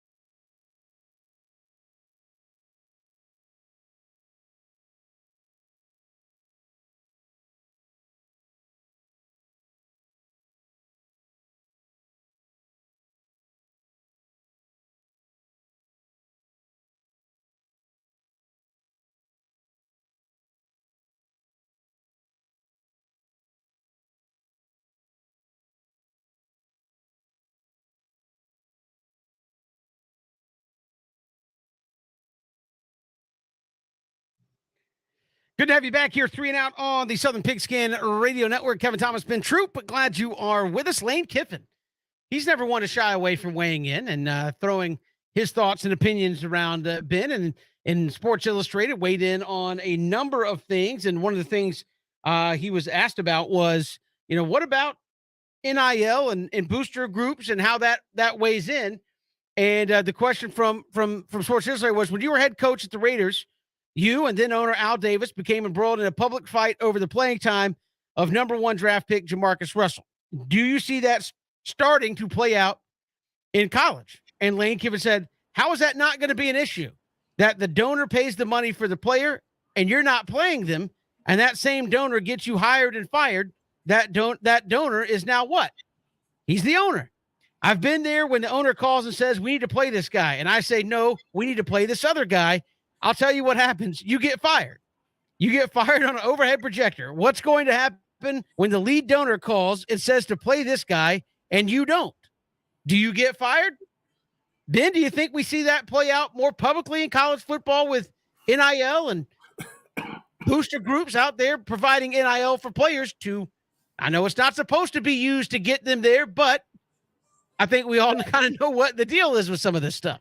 Yeah, Kevin, you could definitely see it. It's gonna. I think it's gonna be more selective than people think. I think the thing about Lane Kiffin is, I was actually on that Lane Kiffin team, back in 2008 when he was the head coach of the Raiders. Him and Al Davis is well documented. Al Davis had a long list of complaints when he decided. And mind you, that's such a unique case. I've never seen. If you're gonna get rid of a coach, you get rid of a coach. But to have all that, like to have that long list, but Lane Kiffin also understands who runs college football. He goes, okay, you want to be able to get player X at your school. So you go and get these boosters. These boosters saying, you told us we give you this amount of money. You get him in there and he's going to play. All of a sudden, he ain't picking them off. What? You don't get to decide the terms of this contract once he gets on campus. Yeah, Kevin, you can see it now. The thing about Lane Kiffin is too. I like when Lane Kiffin is talking now. Like Lane Kiffin want to get some clicks. Ole Miss ain't been in the headlines like Texas A&M, like Alabama. But there is a lot of truth to what he is saying is because when you got an entity known as the boosters and they don't have any penalties, there's nothing going to happen to them. What? NCAA going to send them a fine? No. So I think what you're doing is you're saying you better establish some type of rapport when it comes to the boosters. They say, look, y'all going to have to entrust me to make the right decision with y'all money. Which also is a slippery slope because the head coaches are supposed to be hands off when it comes to these deals. So yes, Kevin, it's going to be very, very confusing. But if you are a booster, right, and I'm giving you my money, like with anything that we give my money to, I expect a return of investment. I don't care what it is. So, hey, while a Billy Napier will come out and say, I want it's going to take what, a bucket of $20 million. He's saying that it's going to take $20 million. It's going to take $20 million. Now, if you do indeed just say you get $10 million. Do you say, if y'all would have gave us the other 10, I just think that what you're deciding to do is to say, hey, we are openly saying that we know why bread is buttered on. But, Kevin, you also know this. If you are Booster X, I don't want to hear nothing else. I'm doing what you said doing, and I'm going to trust it. As soon as the results on the field don't necessarily got to be a national championship. But it can't be 7-5, 6-6. No. So, like I said, you think you want that until you get it. But old Jimbo, everything is good right now. Let Jimbo then finish third in the West. It's going to get a little different. Well, I think that's what Lane's talking about. Like, not only that, but what about these recruits that are coming in if they're behind guys and they aren't playing? I think that's kind of what the thing he was doing. I know Darren Heitner, who you've had on as part of a Troop Talk, kind of talked about what Lane said in this SI article. Said, look, it's a professional sport, college football. People don't want to admit it, but it's a professional sport. They're professional players. Players should get paid. Lane said they all shouldn't get paid the same thing, which I think then was the notion that we came up with that said, look, if you came out with a pay scale for players and said, this is what everybody gets, It's only a matter of time, logically, before the starting quarterback says, well, why am I getting the same thing as the guy that doesn't play? So they're not all going to get paid the same thing. NIL has changed recruiting. I think everybody understands that. That's not a huge statement by Lane, but he says, look, NIL is sustainable, but ideally there should be a cap on it. So it's not, I guess, just run away. Your thoughts on some of those things that Lane had to kind of shed some light on? It is not a professional sport. I will say that. That is disrespectful to the pros. It is not a professional. It is the pipeline to the pros, right? But it is also not amateurism. It's somewhere in between, right?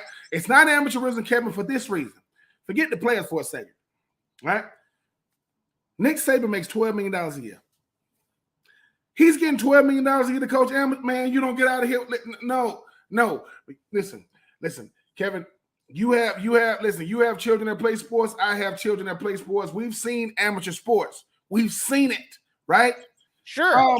Georgia Tech ain't amateur sports. Why? So we got $1 million stadiums. We got $1 billion TV deals. We got merchandise sales. We got all these different things for amateurs. No. Now, I will say this. I don't think everybody should get the same. Why? Because everybody don't get the same in college athletics. They're not getting the same. They're all getting scholarships, but they ain't getting the same exposure. They ain't getting the same prestige and different things. But don't call it NFL, because the NFL, we are paying you to get it done. NIL, you have the potential to make something off your name and image likeness. Well, the whole thing about that is, when I was in the National Football League, I thought everybody got endorsement deals. But I was a second-round pick. I was the top pick of the team. So when I'm getting trading card deals and phone deals, I'm walking around my teammates saying, man, it's crazy the kind of stuff we can get right there. Like, what you mean we? I ain't get that.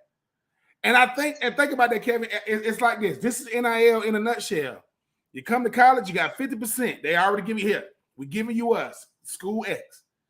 You got a shot to take this 50% to 75%. What about 100%? Well, it's never going to be, you're never going to gain 50% when you got here. You got a chance to gain 25, maybe 35. But if the only thing you've ever done is benefit from us, we didn't get that. You didn't. So I do think they should get something. But that word something can mean a lot of things. It can mean a lot. And like I said, I don't know what dollar amount you put on a player to get your, even if he win the Heisman, right? You might have got your money's worth. But it's the thing. You know, he don't get to go back and do another commercial, say, hey, Bryce Young, you already gave him money for the stuff you got him for. I think what happens is, Kevin, NIL is reality. Before, it was all perception. Man, I go to this school, man, I was a 4-star recruit. That don't mean nothing. Why? Because if I don't know who you are with no helmet on, I don't know you. Why does Tom Brady do commercials? He wants you to know him because you might not watch him on Sundays. Why do Pat Mahomes and Aaron Rodgers? That's marketing. And that's Pat Mahomes right there. Everybody named Mama's going out there getting the Pat Mahomes mohawk. You ain't Pat Mahomes, though. Nope. Everybody was out there bleaching their hair blonde with Odell had to catch, right? That's marketing. What is it about you that's marketable? And most people, the answer is nothing. There is nothing about you that's marketable, and people don't want to say that. So at the end of the day, if we can't market money, if we can't use this money as marketing dollars to help us benefit from player X, sorry. We appreciate it, but we ain't in the mood of just giving money for nothing. We love you because we have to, but I ain't finna, we love our children. We ain't finna just give them money. Hey, I'm gonna give you some money because no, go to bed. I'm not dealing with it. Should there be a cap on it though? I think yes, of course. I think it should be a cap, Kevin, because just like I know, I gotta know what I can push towards, right? I gotta know what I can, because why wouldn't it be? What you finna give Arch Manning Jr. 30 million? But isn't that the open market working, right? I mean, I know there's no market for what I think that's part of the problem is like there's not a market of like this is kind of like the going rate for a deal of player X's caliber. But I mean, isn't that what we're all trying to figure out is what is the market? Not that there's an actual cap, but it's I will say this, if you got to set a cap, so if it does get broken, we know all right, this is where we starting this thing at. But if we don't got a starting point. This kid got $150 in a Snicker bar. This kid got $100,000. Like, I don't know, but at the core though, Kevin, think about it. Think about the state of Georgia and how much footballers in the state of Georgia. Obviously, you got Georgia and Georgia Tech. But then you start talking about, you start talking about, Albany State and Savannah State and Mercer and KSU. NIL is for the ones that don't live in the gated community. It ain't Georgia Tech and Georgia because we know them. What can KSU players get?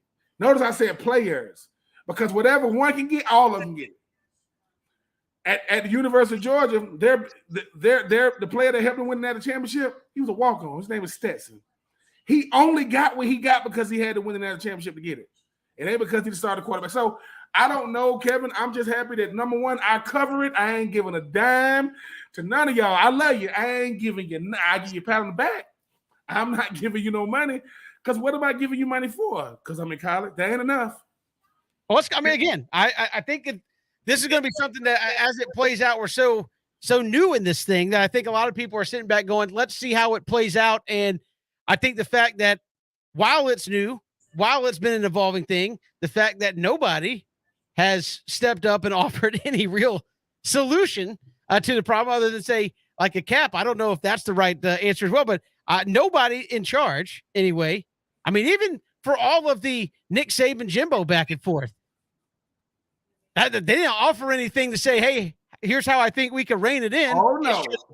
I'm not giving no solutions. Yeah, I'm just here to say, if we got to throw some more money at it, well, we'll throw some more money at it. That's basically what it kind of worked out as. We got more to come. Braves and Phillies right around the corner. We'll lead you up to that next. It's 3 and Out here on the Southern Pigskin Radio Network.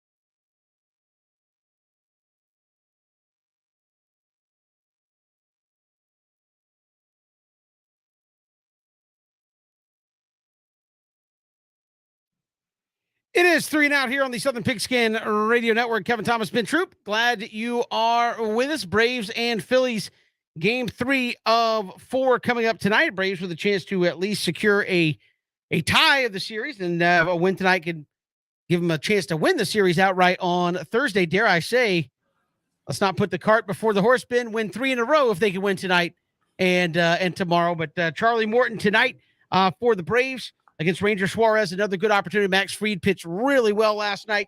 Another opportunity to send a guy out there like Charlie Morton, try to give you 2 in a row here. It's all about them Bravos, Kevin. It's all about momentum. It's all about getting 2 in a row, hopefully get to that 3 in a row. And no matter what, Kevin, build on the momentum. Start fast, finish fast. Don't let them come back, but get the win. And hopefully try to, like I said, you can still see the Mets. They way up there. The smoke coming from the exhaust. Could have checked engine light on, but we gonna catch him. We gonna catch him. Hey, that's the positivity I need for today. I don't need PJ going, it's over. It's done. Every game counts the same. He does. At the end of the day, somewhere Ben Ingram got his hand up. You can't see his face because of the big boulder on his finger. Yeah, we're defending national champs. Respect. That's what you gotta say. But again, we've got it for you coming up tonight. 6:05. We'll have pregame coverage. So coming your way in about 7 minutes or so from right now. Appreciate Clay Helton. We heard from him joining our own Christian Gokel, also Rich Stiles, host of the Back Nine Boys Golf Show, and Chris Carlin, ESPN Radio, host of Carlin and Canty, which ironically you will hear coming up when we are done here on 3 and Out. So we appreciate him coming on and joining us. If you missed any portion of the show, ESPNCoastal.com. Also go to our YouTube channel at ESPN Coastal, and you can get a podcast version there, or Apple Podcast, Spotify, and get an audio podcast version of the show each and every day. There's no excuses why you can't be fully in on 3 and Out. We will see you tomorrow right here on 3 and Out, all across the Southern Pigskin Radio Network.